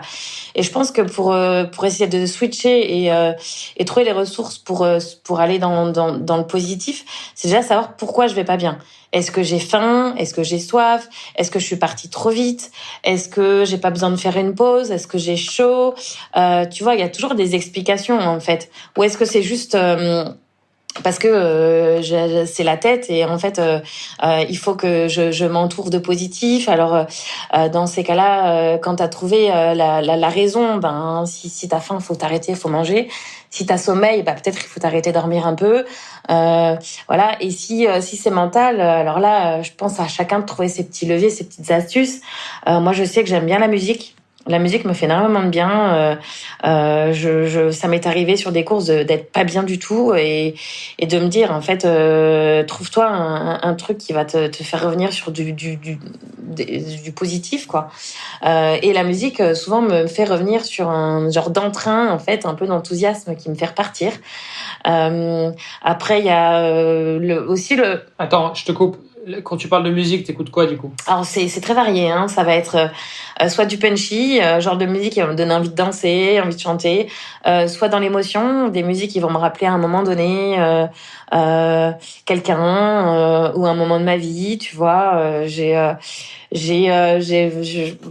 Je pourrais vous partager ma playlist, mais ça plairait pas forcément à tout le monde. Il y a vraiment de tout. Mais en tout cas, moi, ça a été une solution pour sortir de ce flow négatif, pardon. Voilà. Après, il m'est arrivé aussi d'appeler quelqu'un. Je sais qu'il y a des personnes de mon entourage qui vont avoir les bons mots. Pour me permettre de rebondir, pour te tirer vers le haut. Donc ça, c'est une option aussi. Quand tu es sur Ultra, tu dois toujours avoir ton téléphone sur toi. C'est obligatoire. Donc voilà, appeler quelqu'un qui va dire non, maintenant faut que tu y ailles, repense à ceci, repense à cela. Il y a des gens qui sont forts pour ça, quoi, pour te redonner l'envie d'eux. Donc il y a l'option d'appeler quelqu'un et puis après il y a bien sûr se projeter vers la ligne d'arrivée, se projeter vers des moments que tu as connus auparavant, des images en fait qui vont te revenir de ligne d'arrivée que tu as franchie et des bons moments que tu as vécu que tu as envie de revivre et puis aussi se poser la question, je pense si j'abandonne, est-ce que je vais pas le regretter? Parce que bien souvent, quand on abandonne, on laisse son dossard et puis 1 heure après, on dit, mais en fait, je regrette, pourquoi j'ai arrêté? J'aurais jamais dû m'arrêter. Donc, je pense, voilà, se prendre le temps de se poser les questions, en fait, se dire, je suis pas bien, pourquoi? Si j'abandonne, qu'est-ce qui va se passer? Et bien souvent, ça revient. On sait que en ultra, voilà, il y a des hauts, des bas, et quand on arrive à passer ce moment de moins bien, il passe toujours ce moment de moins bien. Sauf si on est dans un moment de blessure où là, voilà, c'est. Et en préparation, tu disais, il faut que je sois conscient, il faut que je me dise à moi-même que je vais souffrir, que je vais passer un moment difficile. Tu fais comment? Tu te dis, je sais pas, c'est un truc que tu te notes quelque part, tu T'as des mantras, tu fais de la visualisation. C'est quoi ta technique? En fait, quand tu l'as déjà vécu, tu sais ce que c'est cette sensation, ce moment où tu vas pas être bien, où tu auras les jambes lourdes, le corps lourd, peut-être tu auras envie de vomir, tu vois, tu le sais. Ces sensations, tu peux presque les anticiper en fait, tu vois. Et alors c'est vrai qu'il y a quand tu les connais pas, ces sensations, c'est nouveau et c'est pas, enfin du coup c'est pas évident à gérer. Tout ce qu'on disait tout à l'heure, c'est l'inconnu. L'inconnu fait peur et l'inconnu ne se gère pas forcément aussi facilement que ce qui est connu. Mais ouais, c'est mentaliser, ça se dit ça, mentaliser, Ouais. mentaliser ces moments moins bien en fait, et se dire que tu sais exactement comment tu vas être à ce moment-là, et se préparer mentalement simplement à les vivre, quoi, et à se dire que c'est pas grave. Mm-hmm. C'est quand t'es pas dans une blessure grave, c'est pas grave en fait, ça va passer et tu vas pas en mourir, quoi. Ok. C'est quoi tes meilleurs souvenirs de course? Ou ton meilleur souvenir de course? Parce que c'est vrai qu'on est en train de faire un peu long, je voudrais pas te prendre toute la journée, mais... Surtout qu'il va falloir que j'aille manger à un moment donné. Il y en a tellement. C'est une question que j'ai toujours du mal. Si tu devais en choisir un, là, le premier qui te vient à l'esprit, ton meilleur souvenir de course, le moment de flow que tu as le plus kiffé. J'ai toujours en tête cette... oui, je vais pas parler de la Saint-Élion, c'est pareil. Dans mon palmarès, elle est importante parce que j'ai fait toutes les places du top 5, sauf la première sur la Saint-Élion. J'ai fait 2 fois 2e, 2 fois 3e, 1 fois 4e, 1 fois 5e, mais j'ai jamais réussi à accrocher la première place. Et c'est vrai que j'ai un souvenir de la Saint-Élion en 2016. On est au coude à coude avec Juliette Benedicto. Juliette Benedicto qui nous a quittés malheureusement. Elle a eu un accident à l'entraînement et voilà, comme quoi la montagne est dangereuse, faut faire super attention. Mais ce jour-là, voilà, on a vécu un super beau moment de compétition parce qu'on a été 25 km au coude à coude à se tirer la bourre pour la première place. Mais en fait, c'était une compétition hyper saine. Et au final, elle a gagné devant moi au sprint. Je suis nulle au sprint.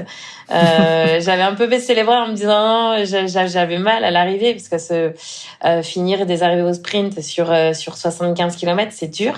Mais c'est un souvenir que je garderai gravé à jamais et qui restera vraiment incroyable. En plus, ce jour-là, je courais pour mon papa qui était à l'hôpital. Enfin, il y a plein de raisons qui font que voilà, c'est un moment que je garderai en moi et qui montre aussi que la compétition peut être très saine et enrichissante, quoi.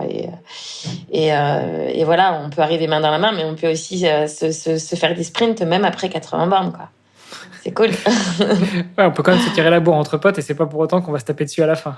Ah, carrément, ouais, on s'est pris dans les bras à l'arrivée. Voilà, elle s'est même excusée, désolée, parce que du coup, elle est arrivée devant moi, mais c'est des super moments de sport, tout ça, ouais. Pour clôturer les épisodes, en général, je pose une question relative au nom du podcast qui s'appelle Devenir triathlète. Alors pour toi, on va la tweaker un peu. Et j'ai envie de te demander, quel serait peut-être ton meilleur conseil pour devenir une ultra-traileuse ? Déjà, il faut avoir l'envie. On en a beaucoup parlé. Il faut avoir une réelle motivation et se mettre sur l'ultra pour les bonnes raisons. Donc vraiment parce qu'on a le projet et l'envie, et pas le faire pour faire comme tout le monde, ou pas le faire parce que faire des longues distances ça fait bien, etc. Voilà, je pense qu'il faut avoir vraiment l'envie et après se préparer parce que c'est vrai que c'est des sports exigeants. C'est des sports, il faut donner de son temps, il faut passer des heures à l'entraînement, ça peut être dangereux aussi de se lancer sur des épreuves mal préparées. Ça peut être dangereux pour son corps, ça peut être dangereux parce qu'on en parlait tout à l'heure, il y a des accidents en montagne. Donc voilà, faut se préparer. Et puis, je pense aussi bien respecter la progressivité. On en a aussi parlé dans la discussion. Il faut laisser le temps à son corps d'intégrer l'effort, passer progressivement sur des distances longues. Donc, faut pas se dire dans 6 mois, allez, je vais faire la diagonale des fous. Faut que ce soit un projet sur 2-3 ans, je pense, et commencer par se faire des petites courses et puis voir si le corps suit, voir si le mental suit, et puis après, il y a pas de raison. Mais en tout cas, moi, j'incite tout le monde à ne pas se mettre de limites parce qu'il y a des gens qui n'osent pas en fait ou ne se pensent pas capables d'eux. Et ça, faut arrêter de ne pas se penser capable, parce qu'on est tous capables quand on se prépare et qu'on a l'envie. C'est pour ça que je parlais aussi ces deux choses-là. Mais on est tous capables. Donc surtout ne pas se mettre de barrières et se lancer. Quand on a le projet, s'essayer et arrêter de se dire je ne suis pas capable. Eh ben écoute, merci beaucoup Sissi pour ces mots de la fin. Juste avant de terminer, si on veut te suivre, si on veut suivre un petit peu Iron, si on veut aller faire un petit tour sur la boutique en ligne ou sur les boutiques physiques, où est-ce que ça se passe, le meilleur moyen pour retrouver tout ça? Moi sur Internet, iron.fr. Après, moi sur mes réseaux sociaux, j'essaie d'être assez active aussi. Et puis j'adore les échanges aussi avec les gens. Donc n'hésitez pas à m'écrire. Ce sera avec grand plaisir que je vous répondrai. Super. Bah écoute, merci beaucoup. On te souhaite une bonne continuation, bon appétit, parce que toi merci. Et je pense que nous aussi on va aller se mettre à table. Et puis on espère se croiser un de ces quatre sur un trail. Merci beaucoup. Merci à vous deux pour le moment. Merci Sissi, à bientôt. Super, merci. À bientôt. Merci d'avoir écouté cet épisode jusqu'au bout. N'oubliez pas de rejoindre notre groupe Facebook pour discuter avec les invités, commenter et poser vos questions. Et Olivier et moi, nous vous répondrons dans un prochain épisode. À la semaine prochaine. Salut les sportifs.